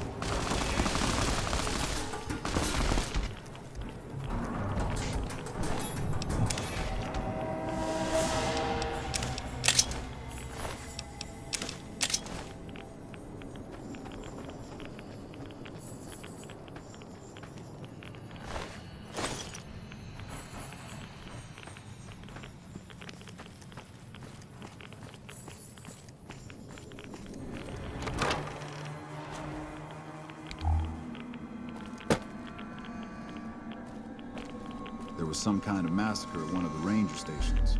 I don't know which one.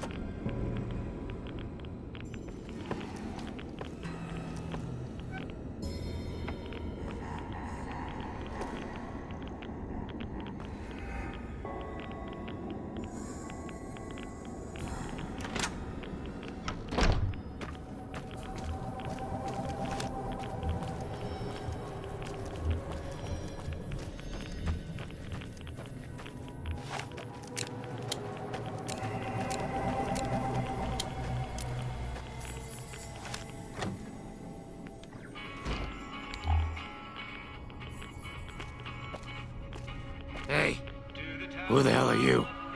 Better yet, what the hell are you doing in this cursed place? You know what? Forget it. It doesn't matter. Welcome to Camp Searchlight, the shittiest place on Earth. No, I'm not. Not yet, anyway. I'm Private Kyle Edwards, former NCR trooper. Couldn't you tell? That damn radiation bomb got me. I can't serve the NCR like this.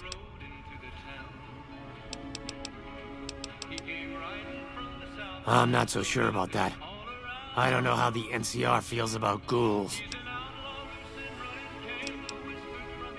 Not much, I'm afraid. What do you want to know? I know that this place was originally a mining town before the NCR took it over. I think they mined gold before the war. Sorry, I don't know much more than that. I'm here because I have nowhere else to go. I don't really know the details of it. It all happened too quickly. I remember being hit by a blast of energy. Next thing I know, I wake up like this. I've been staying in this house ever since. I don't know much about what's going on outside, aside from the creatures that moved in since then.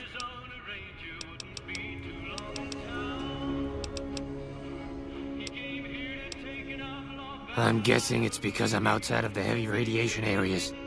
I'm not going outside to find out, though.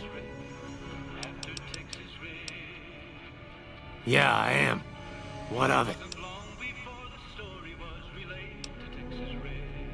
He wants to kill me? What did I ever do to him? Suffering? I may be suffering, but I still want to live. You tell that bastard that I have every intention of doing so. You're right. I should.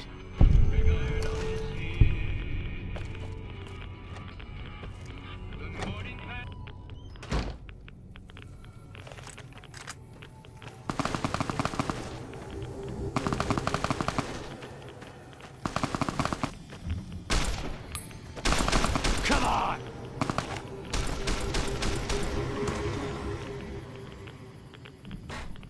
Had enough.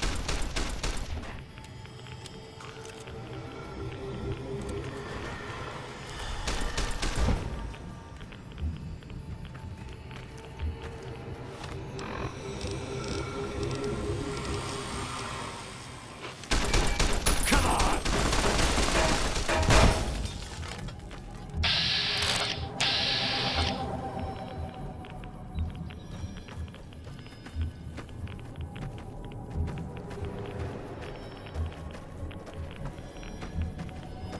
Yes?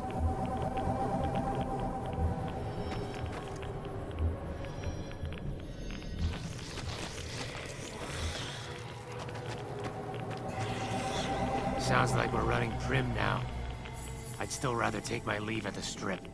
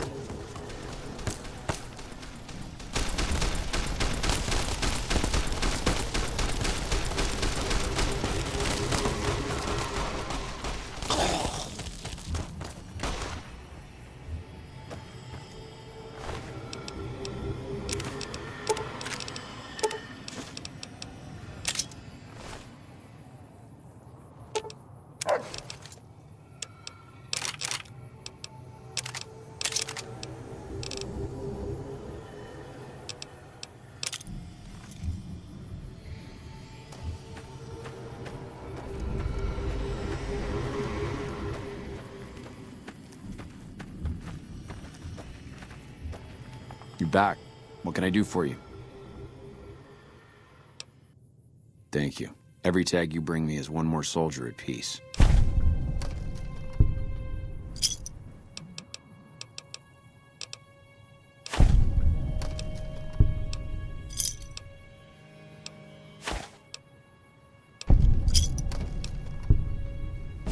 Thank you for the help.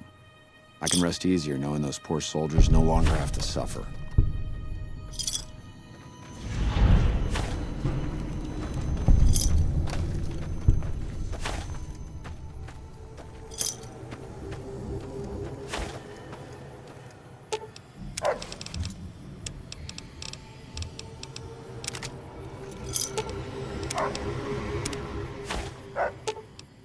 Lead the way.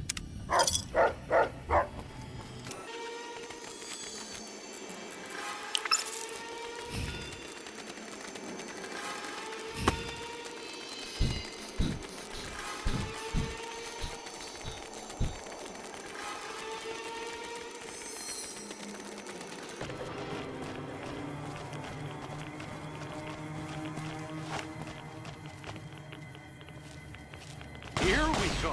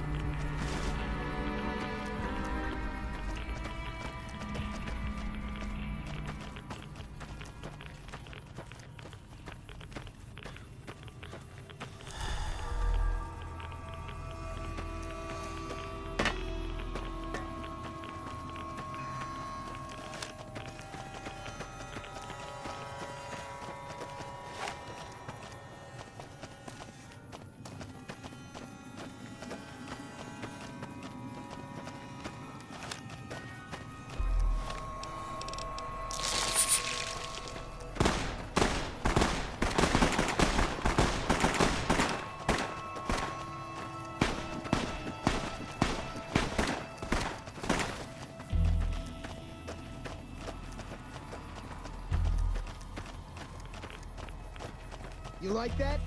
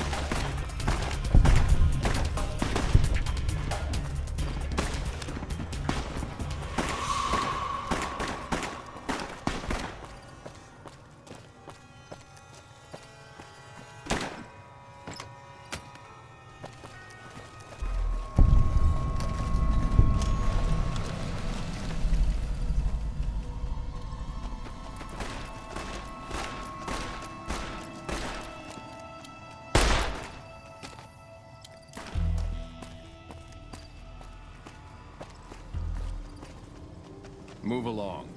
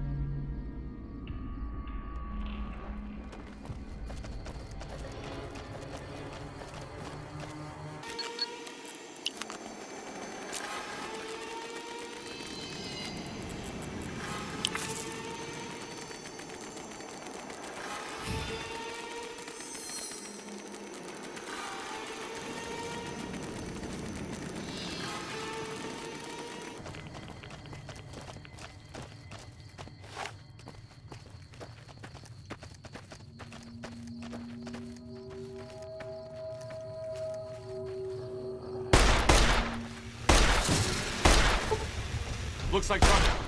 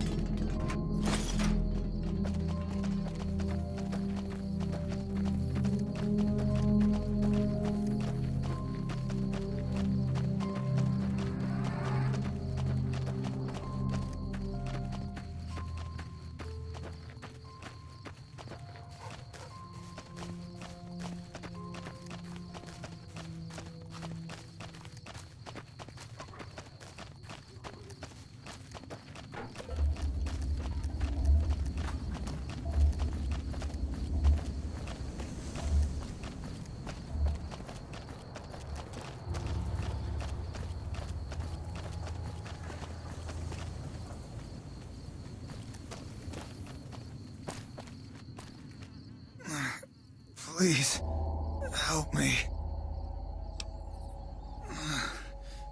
Legion caught me. Said this was the penalty for drug runners. Please, let me down.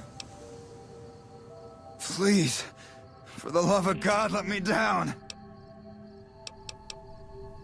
No, please, don't leave me here.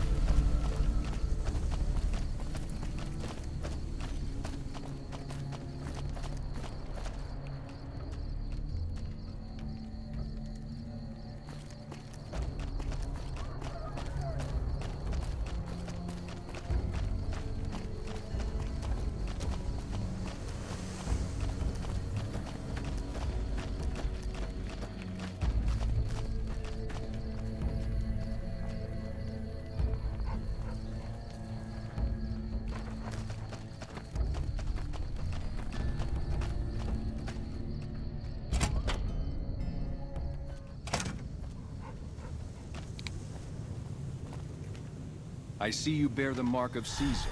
Cursor Lucullus awaits you at the docks. Caesar does not like to be kept waiting. I would find Cursor Lucullus quickly and travel to the fort if I were you. He should still be waiting at the docks. A profligate bearing the mark of Caesar. What is the world coming to? Cursor Lucullus is waiting for you with the barge at the docks. He will take you to the fort to speak with Caesar. Of course I am, you fool. I am a Centurion. When Vulpes and Culta drove the NCR from Searchlight by clever means, Caesar himself ordered me to set up this camp and harass the profligates.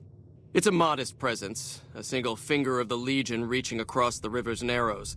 But with me here, it has an iron knuckle. It is the armor of a Centurion.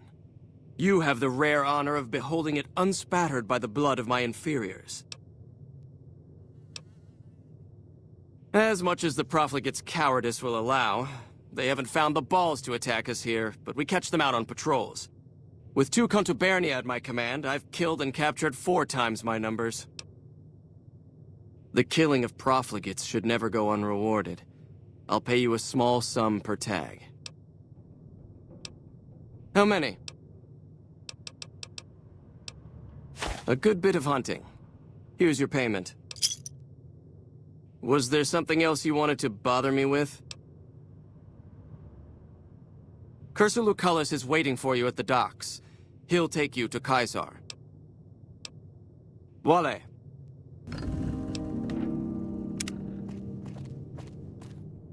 True to... You're the one Lucullus said would come. You'll find him waiting for you down at the docks. Very well. A Legion outpost. What's it look like? We crossed the river when the profligates fled from Searchlight. From here, we stage raiding parties and process captures. I'm an officer of the Legion of the rank Decanus. When we encamped, I commanded a contubernium of 8 legionaries. So I command what's left, under the wise leadership of Centurion Aurelius, of course. As much as their cowardice will allow, the profligates avoid open battle, but on good days we find one of their patrols. Their landmines have caused us more trouble than their marksmanship, which is lacking. That would be worth knowing, especially if we can then rearm and reuse them. The light is a button that can interrupt detonation. We were too busy throwing ourselves to the ground to figure that out. To rearm the mine, we'd just press the button again. Simple. The profligates will regret that we learned this. If they're more powerful than the profligates' landmines, by all means, show me how. Tin cans, gunpowder, scrap metal, and duct tape? We won't have any trouble finding those ingredients. Voila.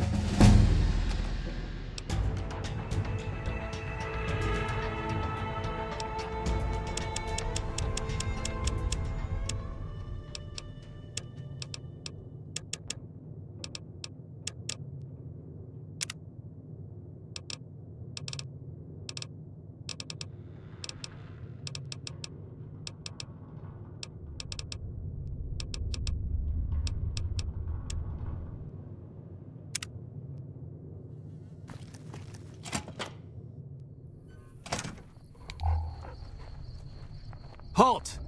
What business have you in Cottonwood Cove, outsider? You wear the mark of Caesar. You must be who Cursor Lucullus is waiting for. You may continue, but be warned. Mark or no, we will not tolerate aggressive action by visitors in the camp.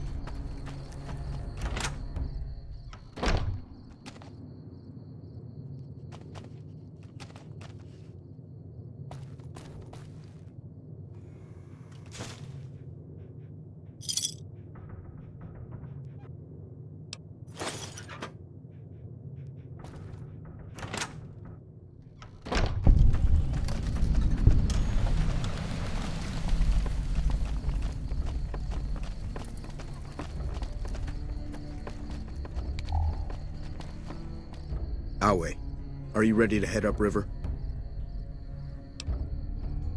I am Cursor Lucullus, and my orders are to escort you to the Legion's camp at Fortification Hill. Are you ready to go?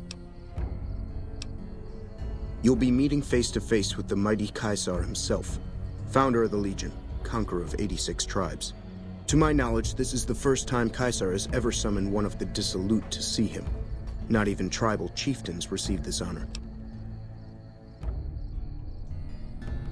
All who are not Legion are dissolute. They live in squalor, unrestrained by morality, lacking moderation, temper, and self-control.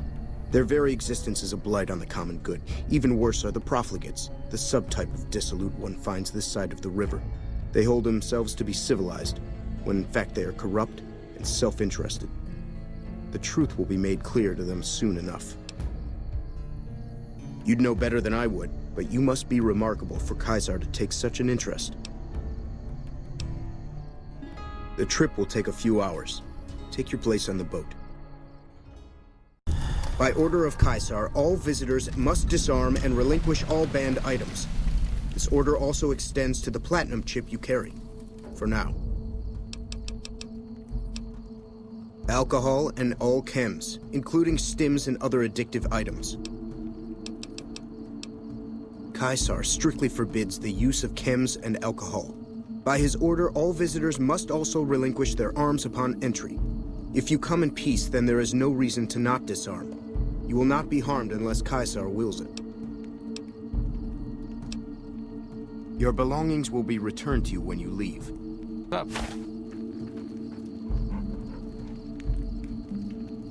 Wait a second. What's going on? Am I playing Virgil to your Dante? I'd like to assume that we're tiptoeing into the mouth of hell out of academic curiosity, but I'm not so open-minded that I've lost my brains.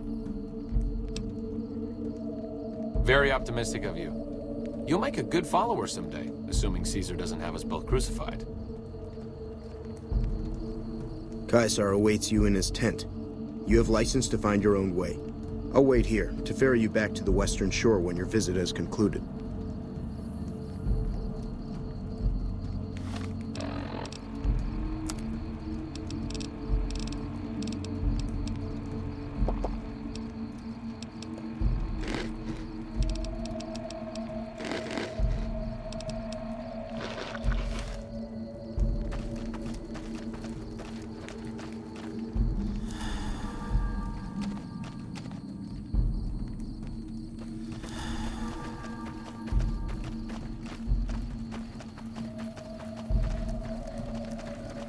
Slaves aren't much of a challenge in the arena. So you're the visitor I've heard some of the legionaries talking about. If you're in the mood to trade, just say the word. Shoot. No, sir. I'm an independent trader from Arizona. Not at all. They're my best customers. As long as you don't try to sell them chems or alcohol, they treat you fair. Hell, I don't even need to travel with guards most of the time in Legion territory. All the bandits are dead or run off. Between having to hire protection and getting slapped with taxes, it's more profitable to stick to Arizona and New Mexico. But I do cross the river from time to time when an opportunity comes along. All right. I haven't had the pleasure. I have crossed paths with Legate Lanius, his second-in-command, however. It was unpleasant. He's the best the Legion has to offer, or so the Legionaries say. Brute of a man, wears a fancy metal mask in a battle. He killed one of my pack Brahmins simply because it was in his way. I knew better than to complain about it, though. Have a look.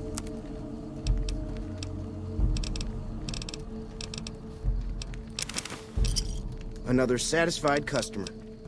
Be seeing you around.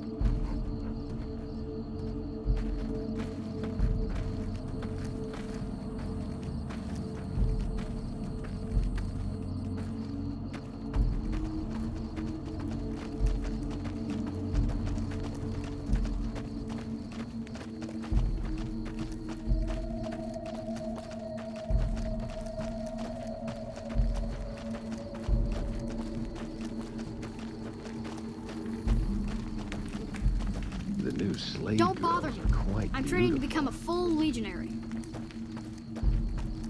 I can't wait until they let me fight.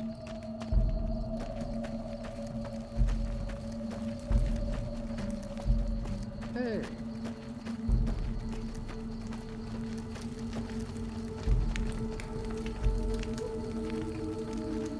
Hello.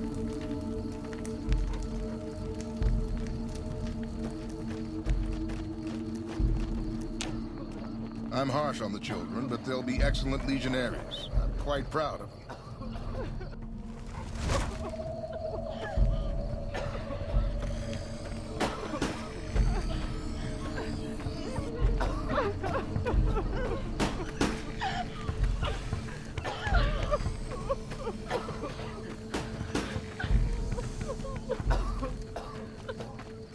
The camps are getting crowded.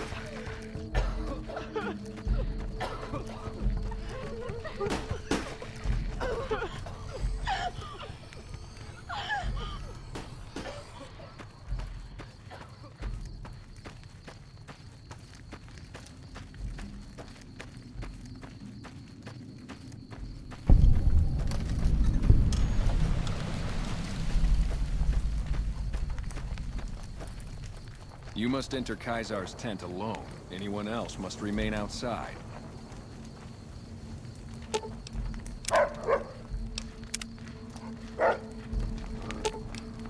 Okay. Just don't be gone long. I sunburn easily.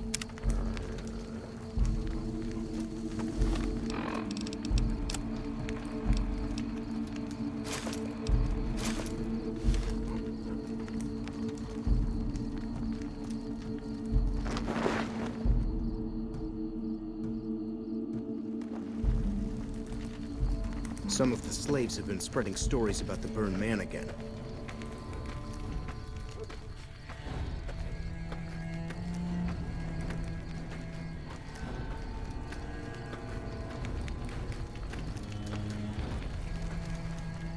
So, I finally get to meet the courier who's caused so much trouble for the new California Republic. You spread word of the massacre of Nipton, just like Wolpez asked you. Beams of light shot down from the sky over Helios 1, killing who knows how many profligate troops. In Boulder City, you let the renegade cons go free, but left NCR troopers gurgling on the ground, drowning in their own blood. I get it. We share a common enemy. And now you come before the mighty Kaiser to what? Offer your services? And you fell for that? Really? Because I'm going to have you killed now. Relax. I'm fucking with you. You do know why I wanted to meet you, right? A man nearly kills you, so you track him across the breadth of the Mojave? You arrive on the strip and waltz into the Lucky 38 like someone left you a key under the doormat? You assassinate the head of the chairman in his own casino and get away with it? When you set your mind to something, you get results. I like that. The question is, are you ready to get started? I like the servile attitude. Keep it up. The time is fast approaching when my legion will assault the Great Dam and invade the West. Before that happens, I want Mr. House knocked out of the game. A quick 1-2 punch, with you doing the punching.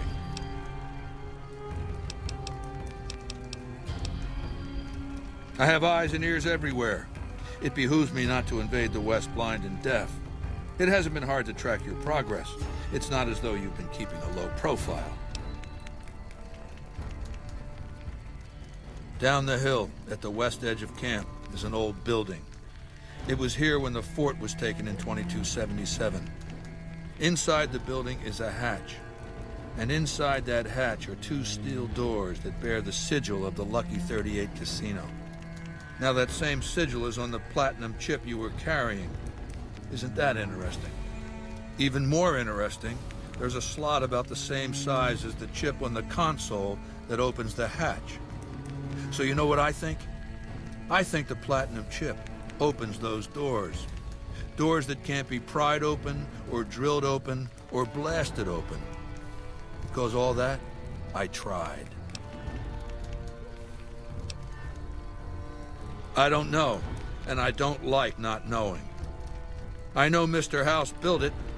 I'm thinking it's probably some kind of weapon that he can't activate from a distance. Yes, but then I'd have to kill them. You don't get it, do you? The weapons I wield are forged from blood, flesh, sinew, bone. Mortal stuff. Fragile, even. And yet my legion obeys me even unto death. Why? Because they live to serve the greater good, and they know of no alternatives. House's machines, his technologies. What do they propose? The possibility of victory without sacrifice. No blood spilled, just rivets. That's not an idea to be put in circulation. If mankind's going to survive this moment in history, it needs warriors, not gadgets. I want you to destroy whatever you find in there. And then I want you to come back here and tell me about it. So go to the building and take this fucking platinum chip with you. My legionaries will meet you there, with your weapons and equipment. Goodbye.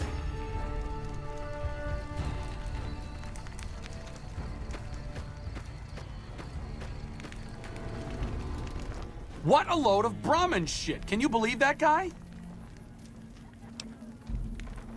A fair point. But from the perspective of someone west of the Colorado, the man is clearly out of his mind. Maybe he didn't intend for things to wind up this way. But that doesn't mean he needs to perpetuate this bizarre anachronistic myth. And it doesn't mean that we should sit by and nod our heads at every absurd faux Roman casus belli he can dream up. He's a tyrant, the bad kind, and there's no way we're letting him take Hoover Dam. The new slave girls are quite beautiful.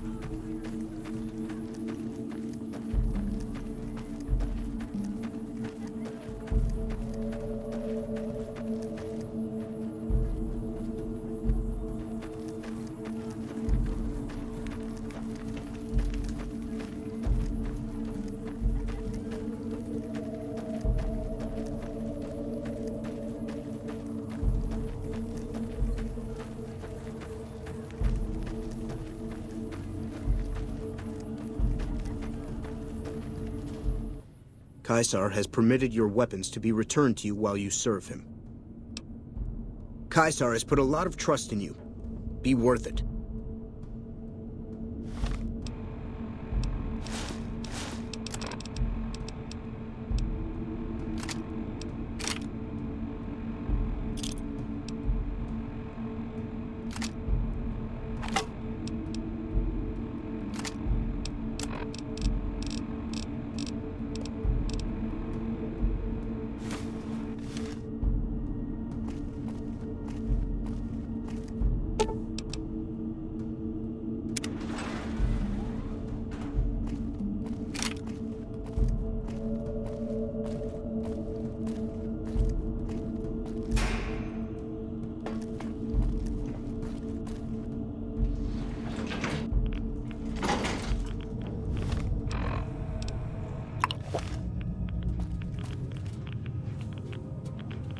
Well, you're here ahead of schedule. I suppose it's just as well. This is where I wanted you to end up after all. I knew I could rely on Caesar to give you back the platinum chip. It is obvious to you that I built this place. The platinum chip opened it, after all. In any case, you're here, so let's get to it. It's a facility I built many years before you were born. You might think of it as a kind of barracks. You'll understand soon enough. That you were searched very thoroughly when you arrived at the fort is a certainty. And as the chip is a little too large to be secreted away, I also regard it a certainty that the chip was discovered, taken from you, and given to Caesar, who returned it to you. 2 + 2 = 4, Caesar wants you to destroy whatever you find in this bunker. But that's not going to happen, because you're going to work for me.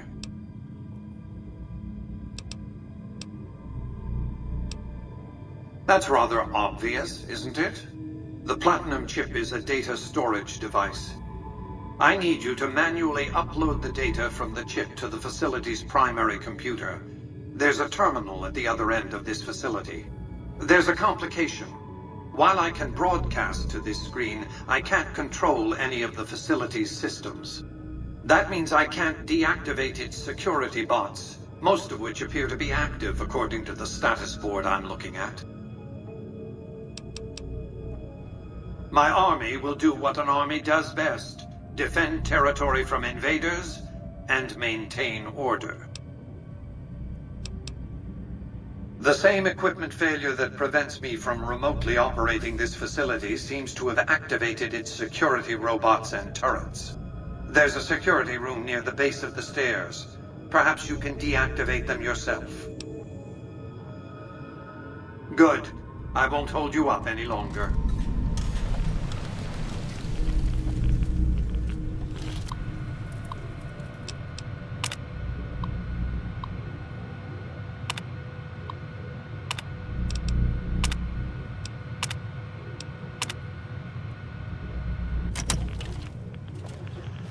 Hostile target identified.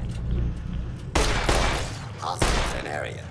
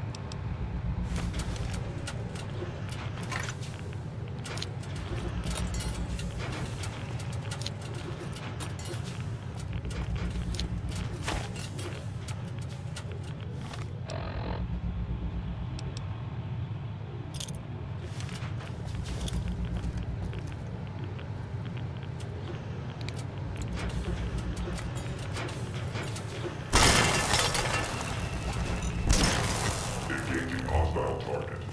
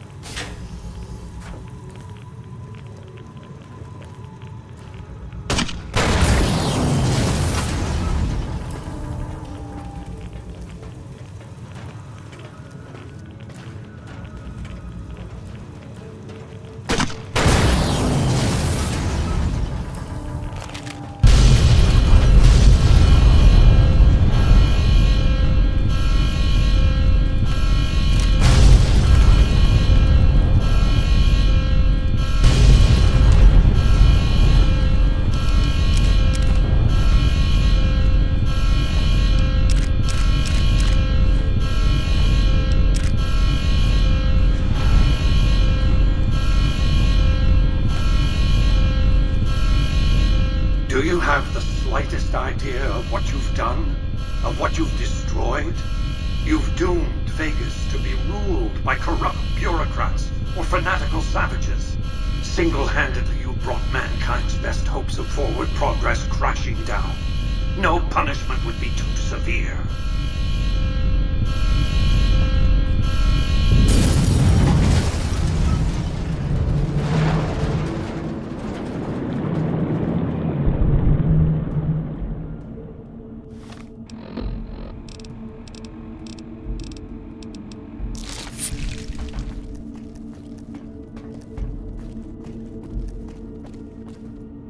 You've carried out Caesar's will, but I must confiscate your equipment again. You're free to leave.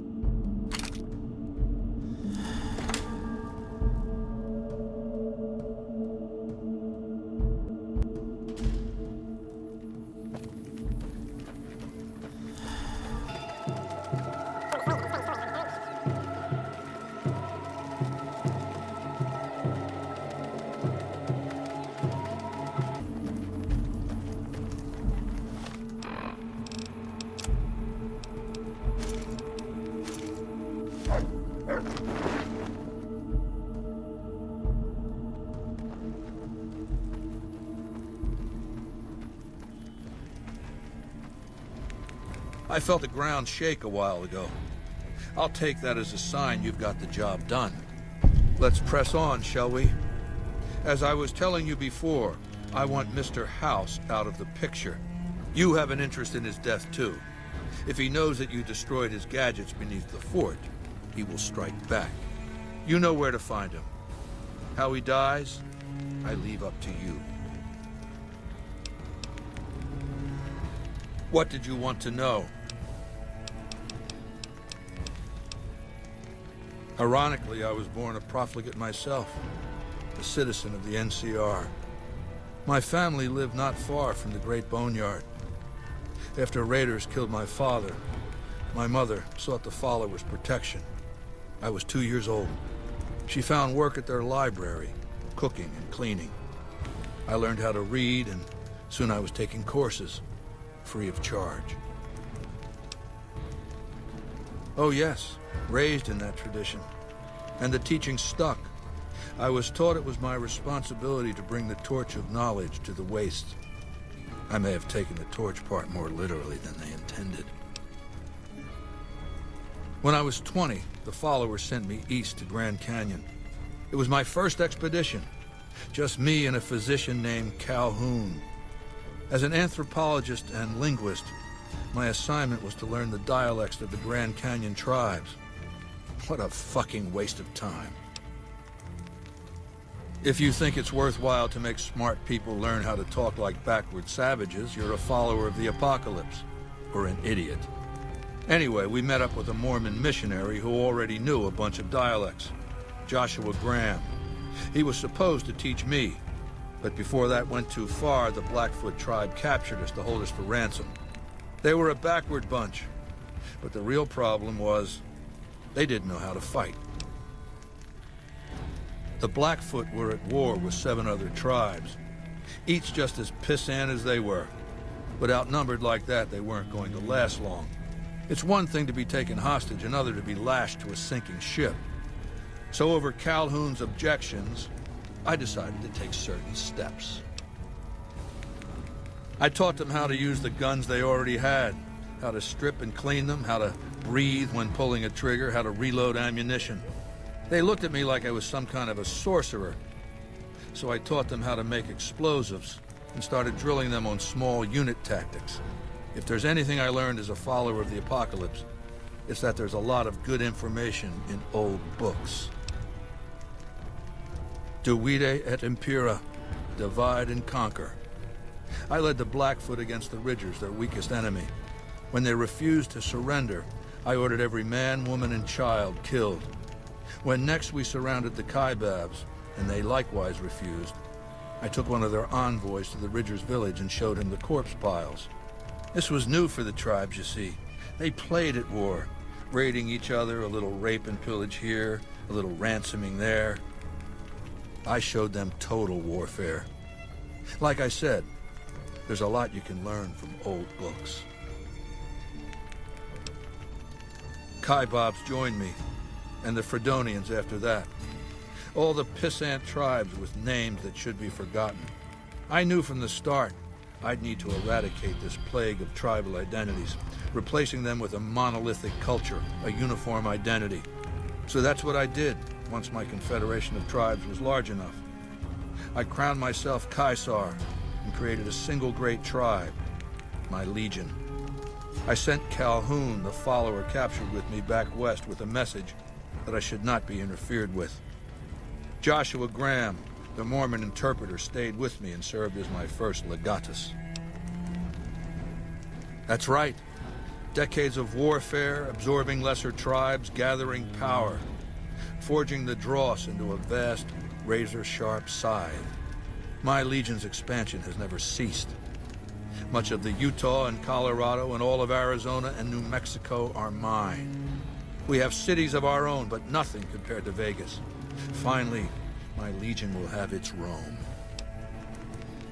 What else did you want to know?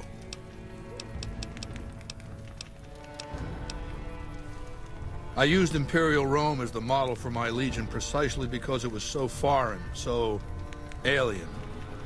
I'd seen what had become of the NCR's attempts to emulate the culture of pre-war America, the infighting, the corruption. Rome was a highly militarized autocracy that effectively integrated the foreign cultures it conquered. It dedicated its citizens to something higher than themselves, to the idea of Rome itself. In Rome, I found a template for a society equal to the challenges of the post-apocalyptic world. A society that could and would survive. A society that could prevent mankind from fracturing and destroying itself in this new world by establishing a new Pax Romana. It means a nationalist, imperialist, totalitarian, homogenous culture that obliterates the identity of every group it conquers. Long-term stability at all cost. The individual has no value beyond his utility to the state, whether as an instrument of war or production. No, I'll destroy it because it's inevitable that it be destroyed. It's Hegelian dialectics, not personal animosity.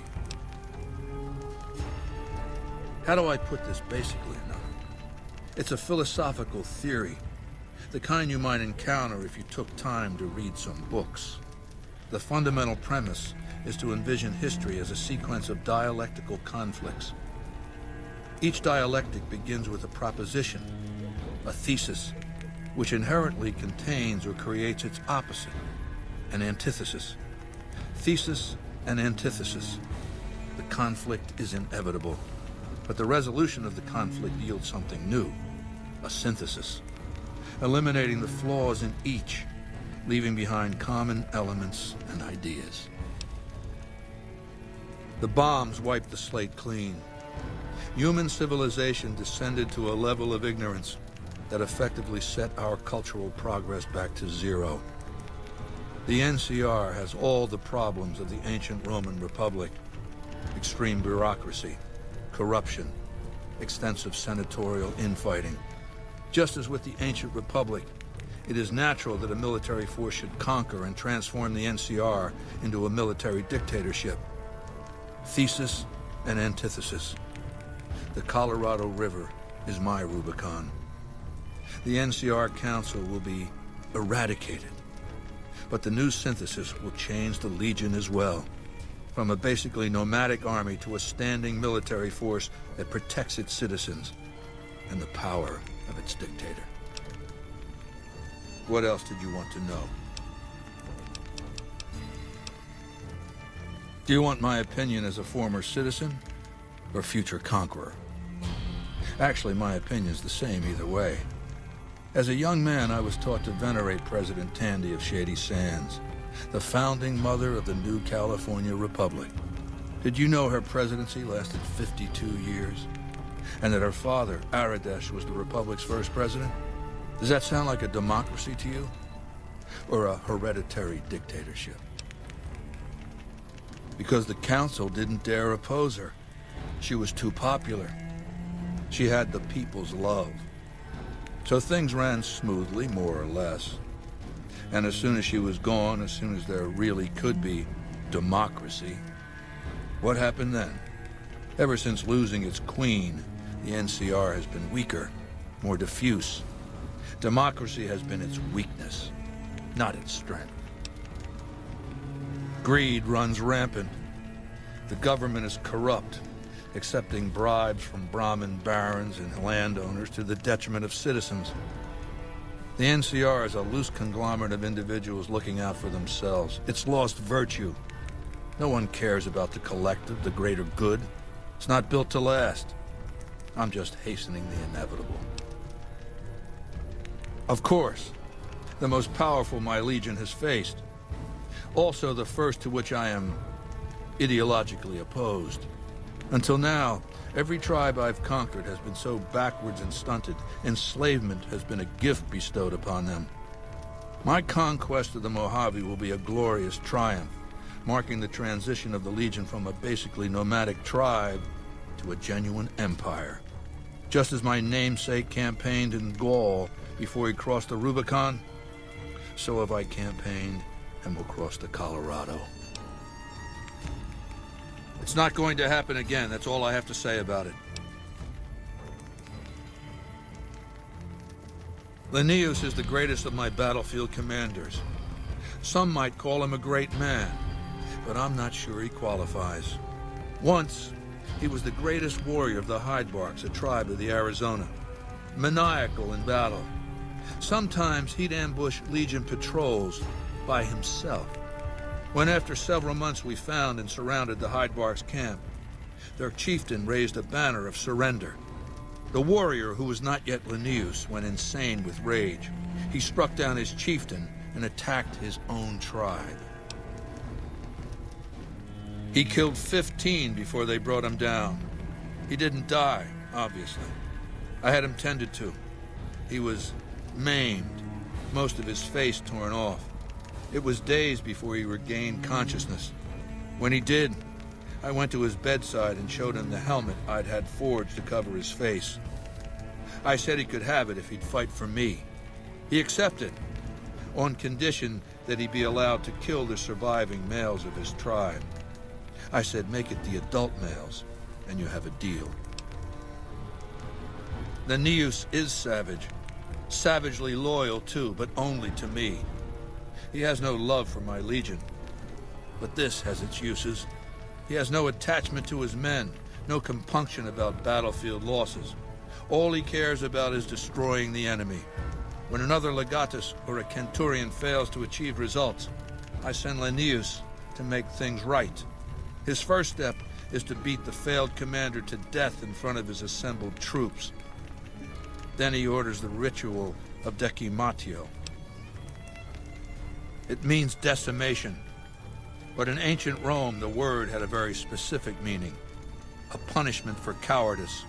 The legionaries are lined up in ranks. Every 10th man steps forward and is beaten to death by his brothers. It instills a certain robust obedience. Yes, this time my legionaries will be more frightened of the commander behind them than the enemy before them. There will be no failure this time, no retreat, no years of gathering slaves and resources for another assault. With Linnaeus to drive the legion forward, the dam will be taken. It will be our bridgehead across the Colorado. What else did you want to know? Vulpes is the best of my frumentari, a remarkable individual from an unremarkable tribe south of the Utah. He was brought into the Legion as a boy, survived training, fought well enough as a legionary to be promoted to the rank of decanus. Then in battle against an unimportant tribe, he broke ranks and led his contubernium through a hole in their defenses to capture its chieftain. Well, his centurion wanted him crucified for disobedience, so I made him a frumentari. Whatever I require, infiltration, assassination, dramatic atrocities to break the spirit of the enemy, etc. They're mentally flexible. They operate behind enemy lines for extended periods, imitating the enemy's customs without becoming sullied. In all these things, Vulpes is a master. What else did you want to know?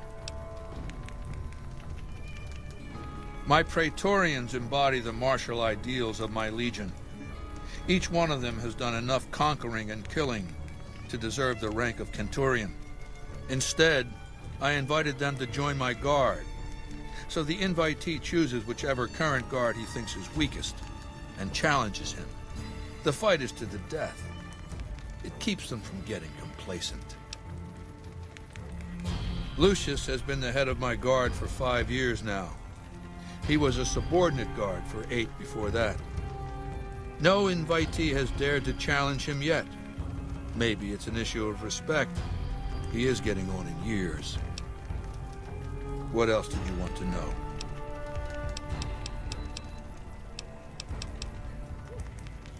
I've analyzed the region's tribe to determine how they might be useful. I may tell you more at a later time, if it suits me. What else did you want to know? It's called an autodoc. As the name suggests, it's an automated physician, more or less. He can treat broken bones, cuts, punctures, scrapes. Sometimes I bestow its use upon someone I favor.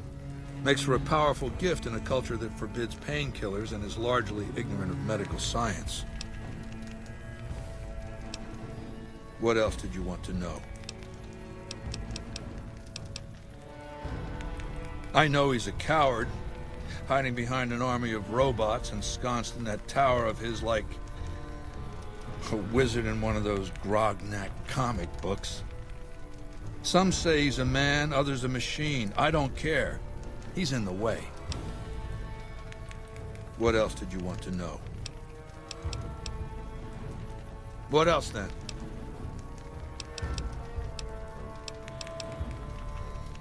Yeah, I want NCR ranger stations out of the picture. Here, these written orders make it plain. Good. Don't know what kind of security he has inside the Lucky 38, but if you can find a way of catching him off guard, do so.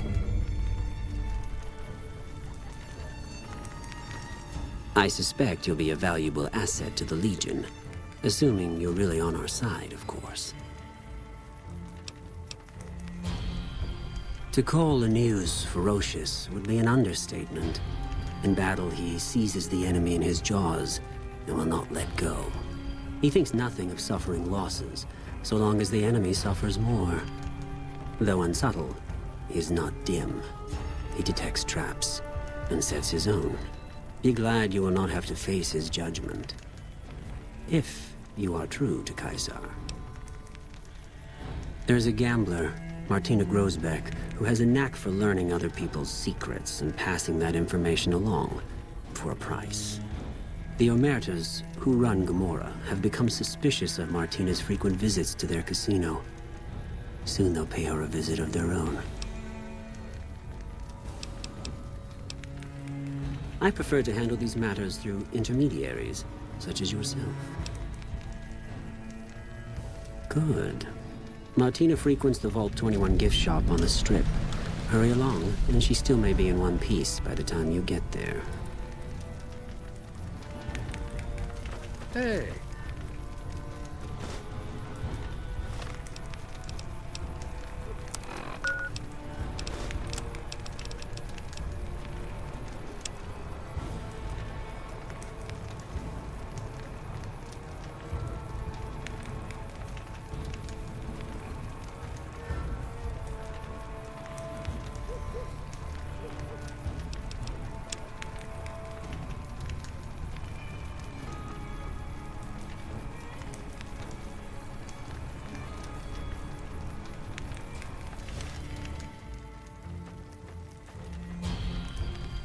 True to Caesar.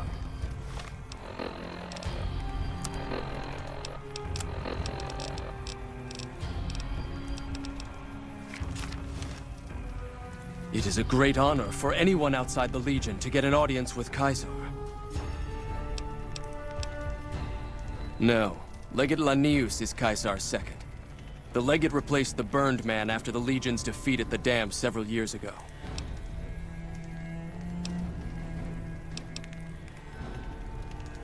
The Burned Man was Caesar's advisor and general when the Legion was originally formed. The Burned Man led us to a disastrous defeat at the dam.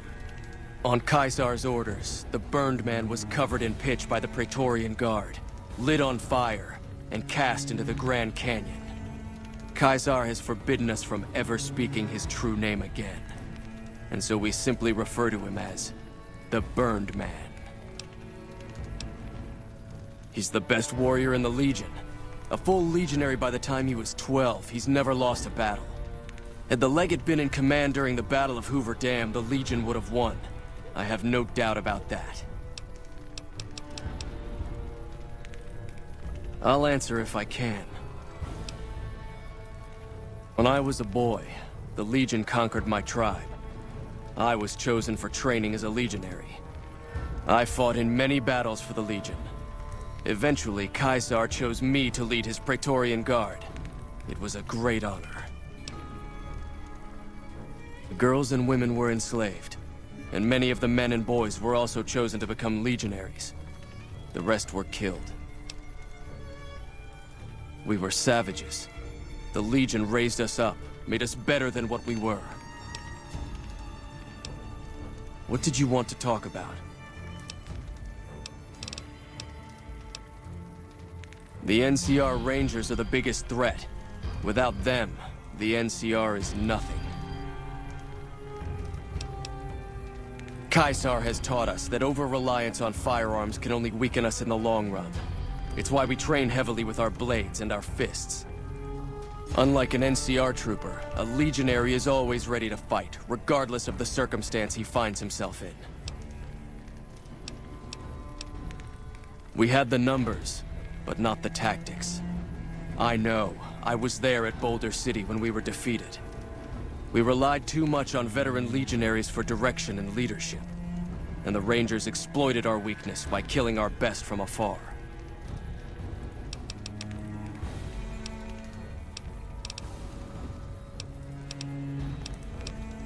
And just about every one of them is occupied. Not all at the same time, usually. Groups of legionaries come and go all the time. This is also only one camp of many. You might have noticed the other camps down by the river.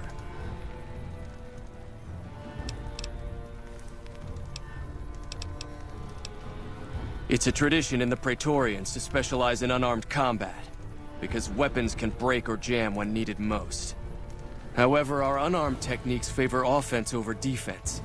We can charge the enemy and flatten him with our first strike before he can react. Of course, this will take some time, and I'm not a forgiving teacher.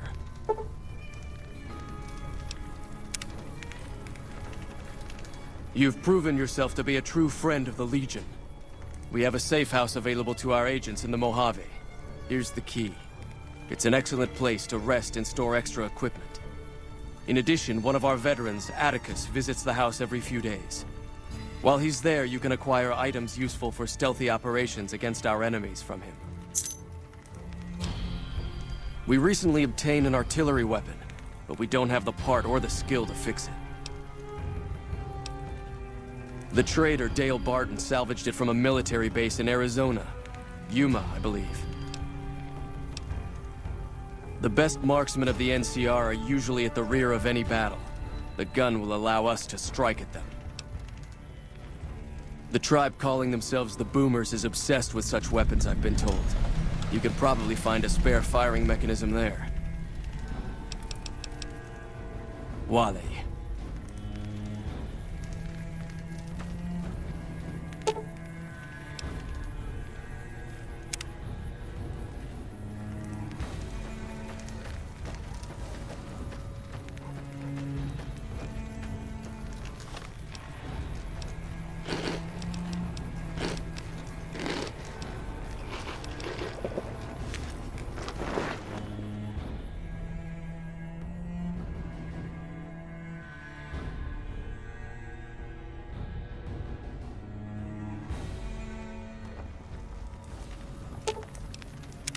What's up? I'll head back to the old Mormon fort. If you need me, just swing by.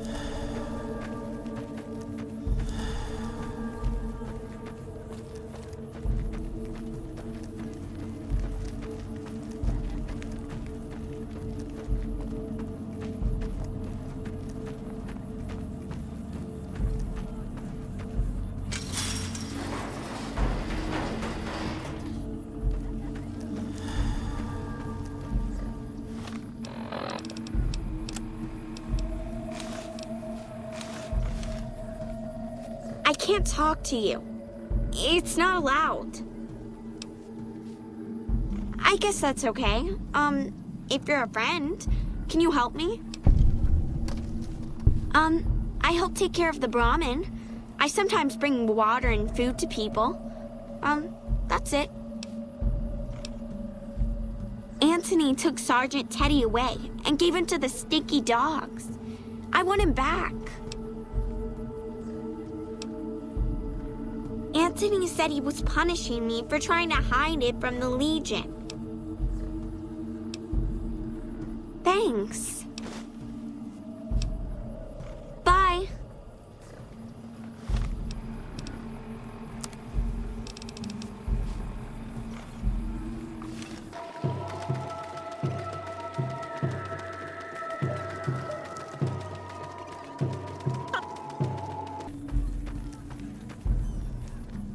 Outsiders are a rare sight at the fort. Step carefully around here and you might just leave alive. I'm Anthony, master of the Hounds. Lupa. Yes, she's the mother of a lot of our best dogs. She's getting old, but she's still a tough old bitch. Aren't you, girl? Yeah.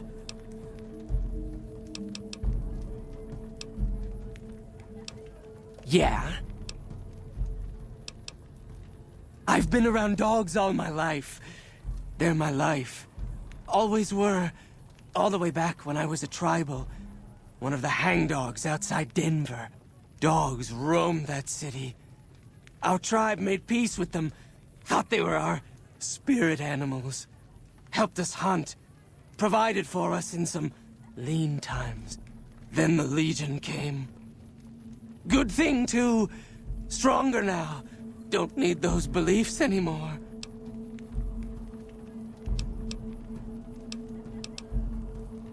When the Legion showed up, we fought. Most tribes did. Hangdogs hung out longer than most.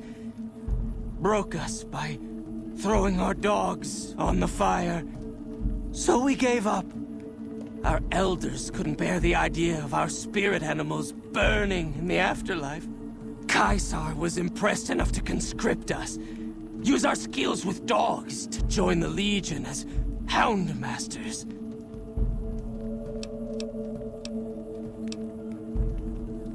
We breed them mostly, but sometimes we get some good ones from Denver. That whole city is overrun with them. Been doing it since I was a boy. The mongrels know to listen up when I start talking to them. Okay. It took years for Caesar to conquer Lanius' tribe, and Caesar showed mercy to the survivors, allowing them to join the Legion. Had the positions been reversed, Caesar would be dead. Lanius is called the Monster of the East, because he never, ever shows mercy. He's a story to frighten the younger legionaries. He's dead. No man, no matter how tough, could survive a fall into the Grand Canyon. The stupid girl should know by now that even the rags on her back are a privilege. Anyway, my mongrels like their new toy. Tell you what, you square off with 4 of my best dogs. No armor and no weapons except a machete. You survive, and I let you have the bear.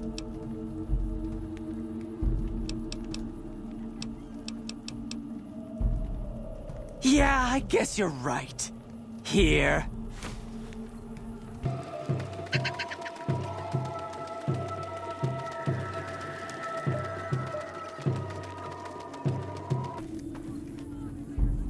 Hi. That's okay. I'll fix him. Can I have him now? Thank you. See you around, mister.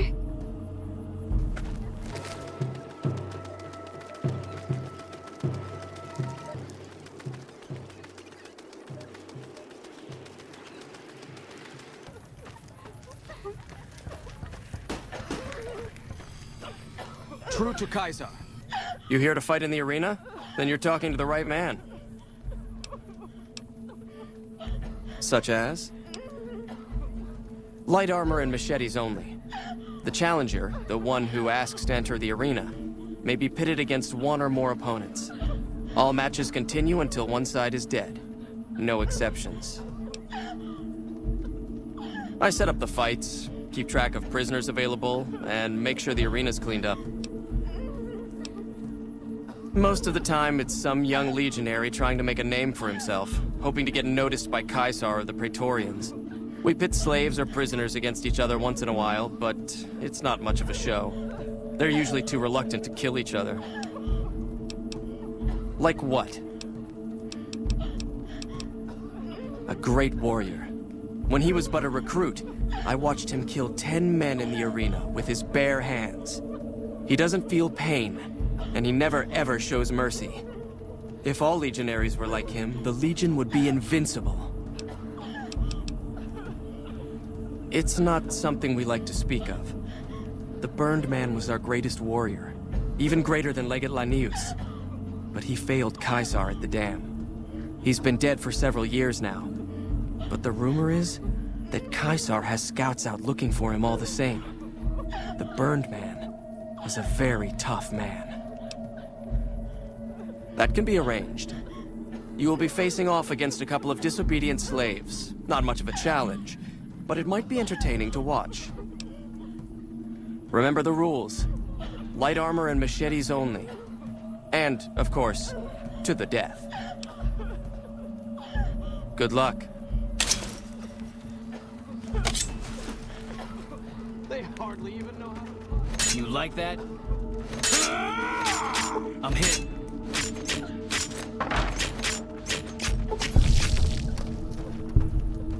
I'm just...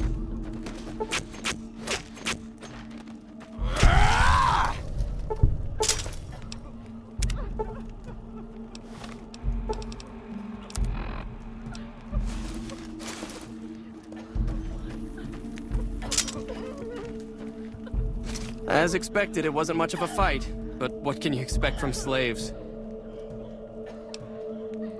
There's a captured NCR trooper available, Sergeant Andrews. He's already been challenged once and survived, so he should be a worthy opponent. Careful in there. He's tougher than he looks. Let them fight it out among themselves.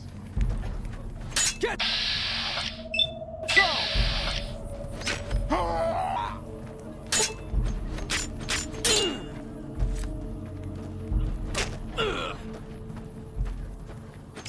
I'm out of here!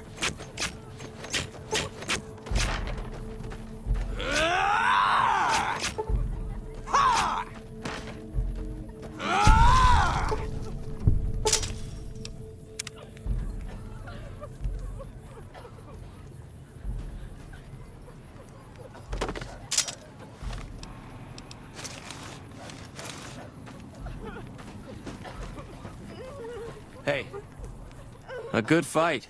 Some NCR troopers can be competent fighters. I have a dangerous one for you.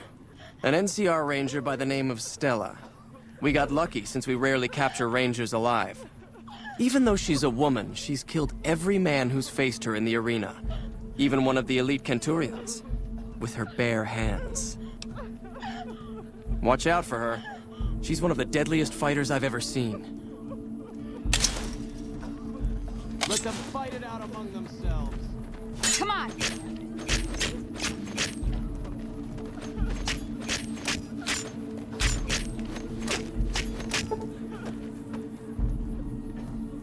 Damn!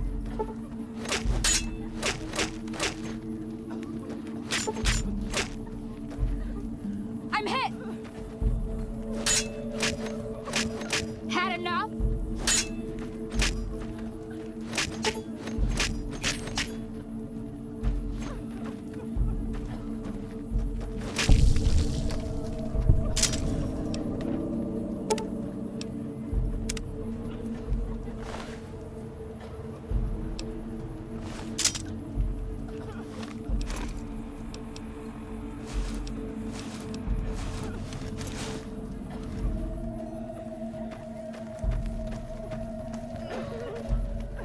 Unbelievable.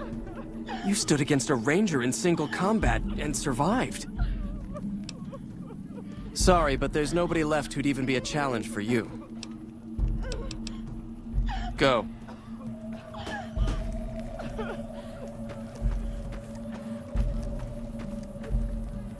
If you're injured, I might have healing powder to spare.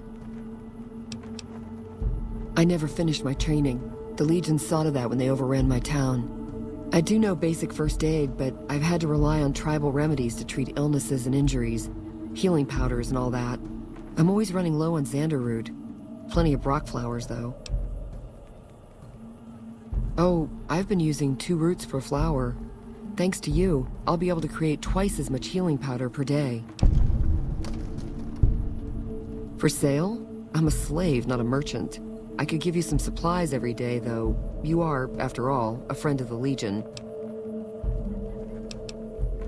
What do you want to know?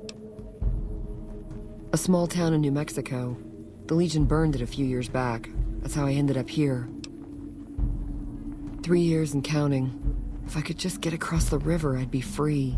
Not that I'd try it. I've seen what happens when you get caught. We're property. If you're too young or too old, the men usually leave you alone. Usually. All right. The Legate is not a man to be crossed, especially if you're a woman. That's all I'll talk about it. A vengeful spirit, some of the more superstitious women claim. He was a great leader of the Legion before he failed Caesar. The story says he was set on fire and thrown into the Grand Canyon, but his angry spirit rose from the ashes of his corpse, looking for revenge. Nonsense probably, but there's no doubt that many in the Legion believe he's still alive somehow. What about it? Do you have some advice? Was there something else? Okay. Hey. The camps are getting crowded. Awe, are you ready to return to Cottonwood Cove? Very well.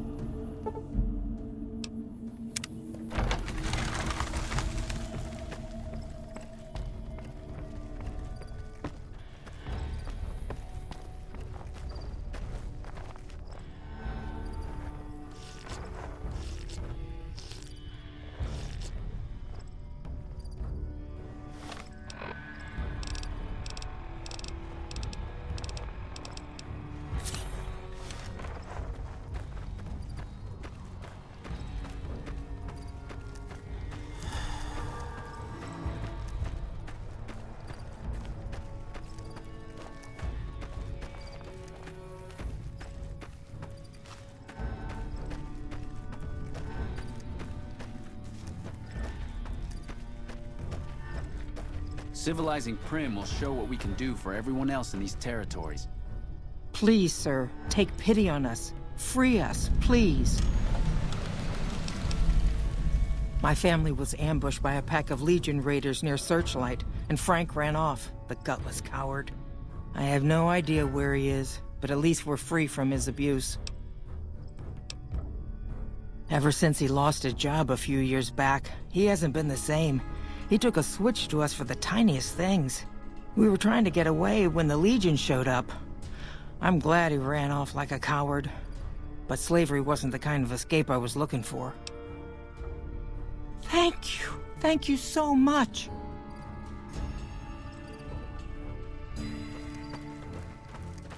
Evening. We're being held here against our will. I beg you, help us. Sorry, I'm just glad someone is doing something. The last thing I need is to be made some legionary's bitch and sent off to God knows where.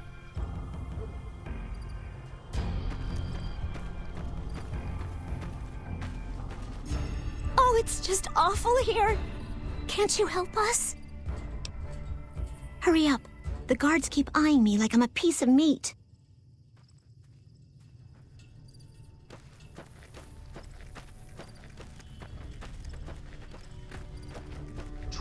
Awe, have you come to sell or trade for captures?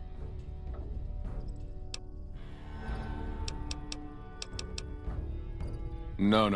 They haven't yet earned the right to be called slaves. Those 3 in the pen are captures, nothing more. I'm a slave master, so I know what I'm talking about. Back at the fort, I'd have those 3 half-broken and well on their way. But this is just a holding area, so all I do is assess their fitness and decide whether to send them on. Why would it bother me to enslave these wretches? They have no purpose, no creed, no honor. They live in pitiful squalor, undisciplined, intemperate. To enslave them is to save them, to give them purpose and virtue. Honestas industria prudentia. Even the virtues of slaves are beyond the dissolute on this side of the river. It's a weak bunch, to be honest. I'd rather have extra currency to buy supplies or better captures off traders. There's a boy, too old to be trained as a legionary. Normally they would have to die, but he's too frail to make trouble. The old woman's dried up, but she could keep house or do gardening if she can learn to keep her mouth shut. The girl's the only one of real value, young enough to breed, not hideous to look at. What's your offer for the lot? A fair price. Always best to have caps on hand in case traders stop by.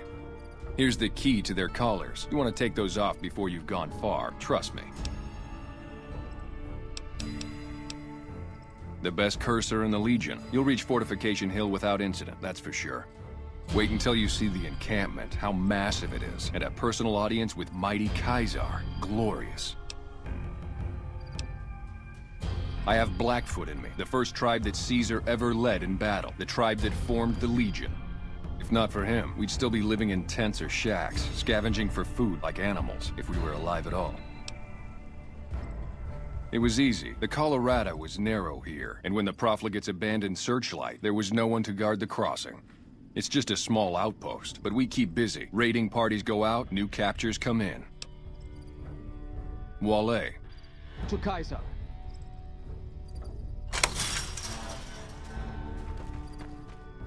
When will we be free? Thank you. I don't think we'll ever be able to repay you, but we'll do our best one day, once I found a place to settle.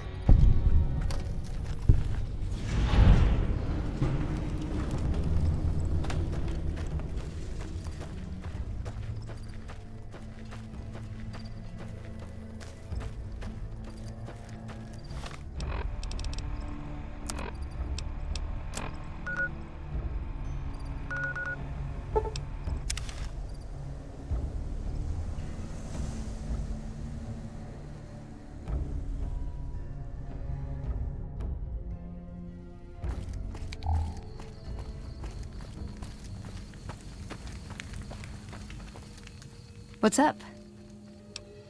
Let's go make trouble.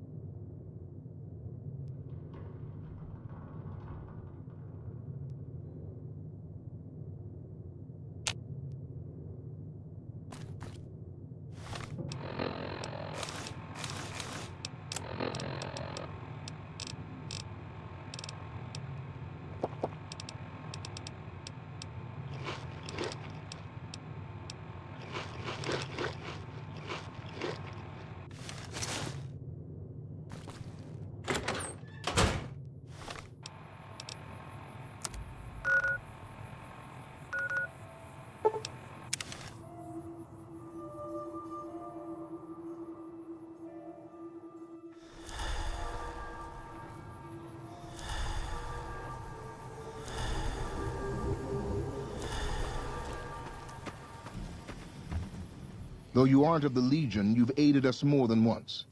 We acquire many items on our raids, some useless to us, some forbidden. I've provided you the location of a drop box where you can obtain these items. The box will be replenished every few days. Please be aware that we'll assume any items left in the box will be unwanted and be removed and destroyed. Stay an ally of the Legion, and we will share our loot with you. If you start working against us or become an enemy, our deal ends. True to Kaiser.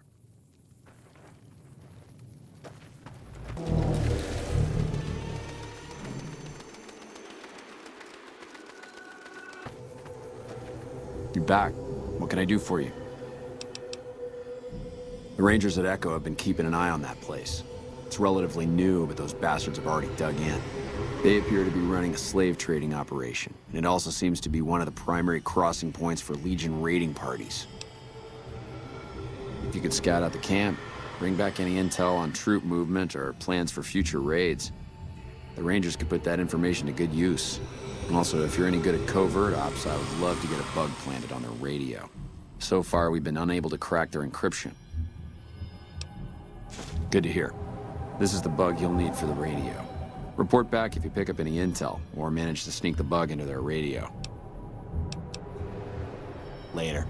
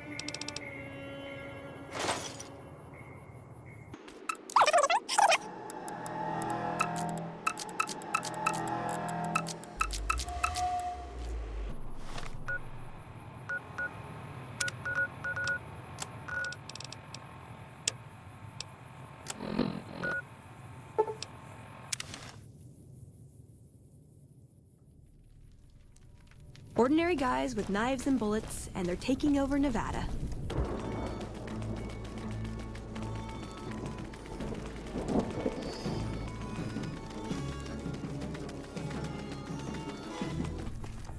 You taught Soeros well. Soon I'll wear a necklace of profligates' toes, blown off by their own minds. Ha! The things the profligates will build to spy on us like cowards with little machines. Find that officer and give him this old map of our patrol routes. The profligates will try to set up ambushes, and we'll be waiting for them. Wale.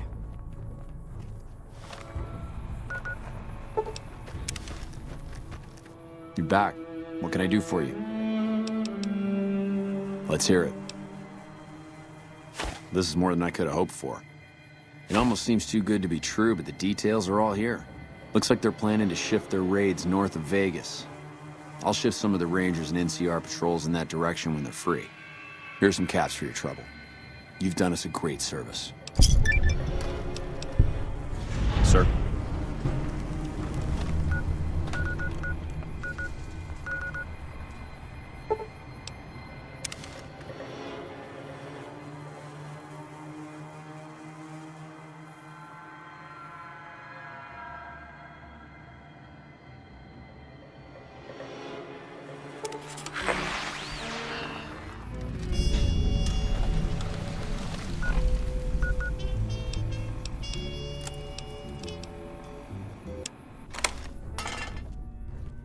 What do you want? I'm here to keep everything in order. As a friend of the Legion, I can offer you some supplies while you're here. No, there are other places that require my attention. I have some goods collected during my travels. You may take something if you wish. Take it.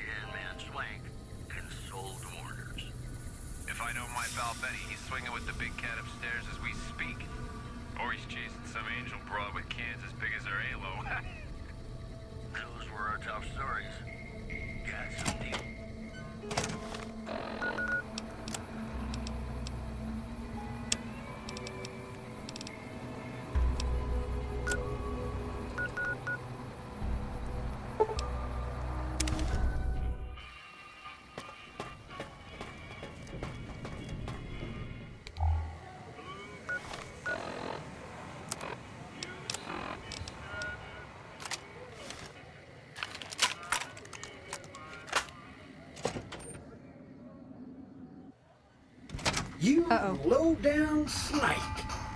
I wish I'd have left you in the ground to rot. Draw! The Lucky 38 will be your grave. I'll finish what Benny couldn't get right.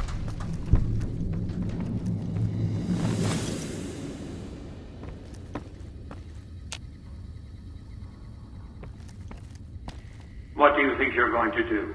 Fight your way up to the penthouse and assassinate me? Should have brought something to read.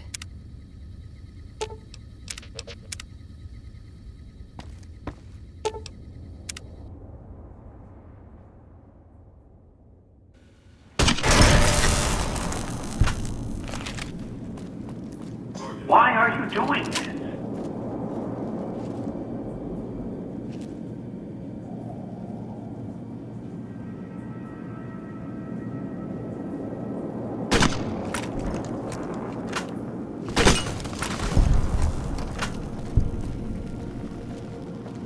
Your chances of breaking through my defenses, they're minimal at best. Engaging.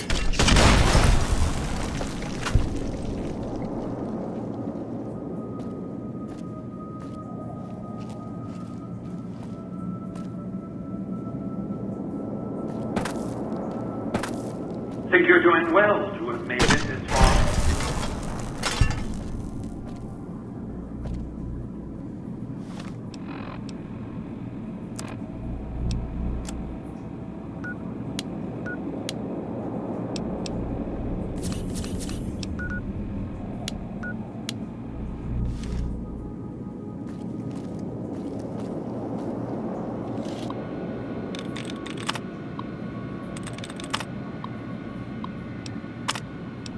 Warning.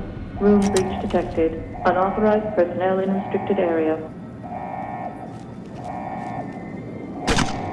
You're actually going to do this all over again?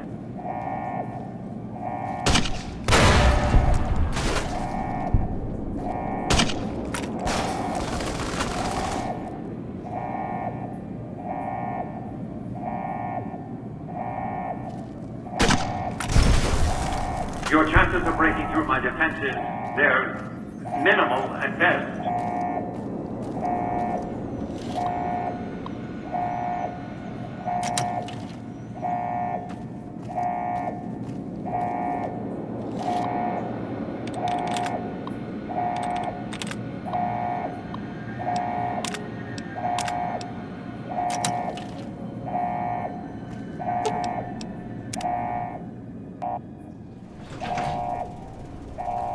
You've come back to kill me this time, I assume. Ironic how this turned out. The thousands of hours I spent calculating odds, running projections, planning for every contingency, only to be done in by a mail carrier with a grandiosity complex.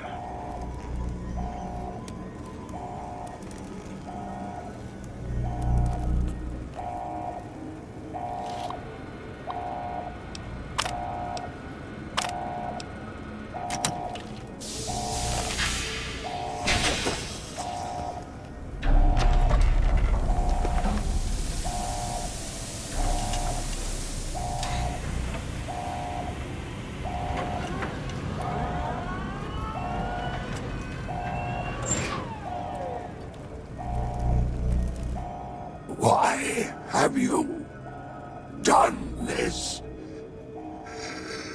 Centuries of preparation. So much good undone. Slavery. The future of mankind. What have you done?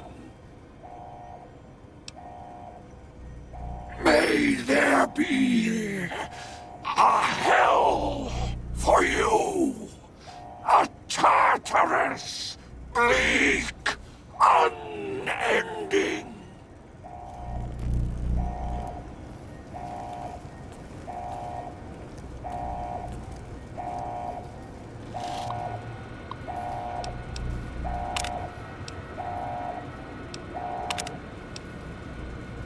If this statement is being broadcast, I am busy.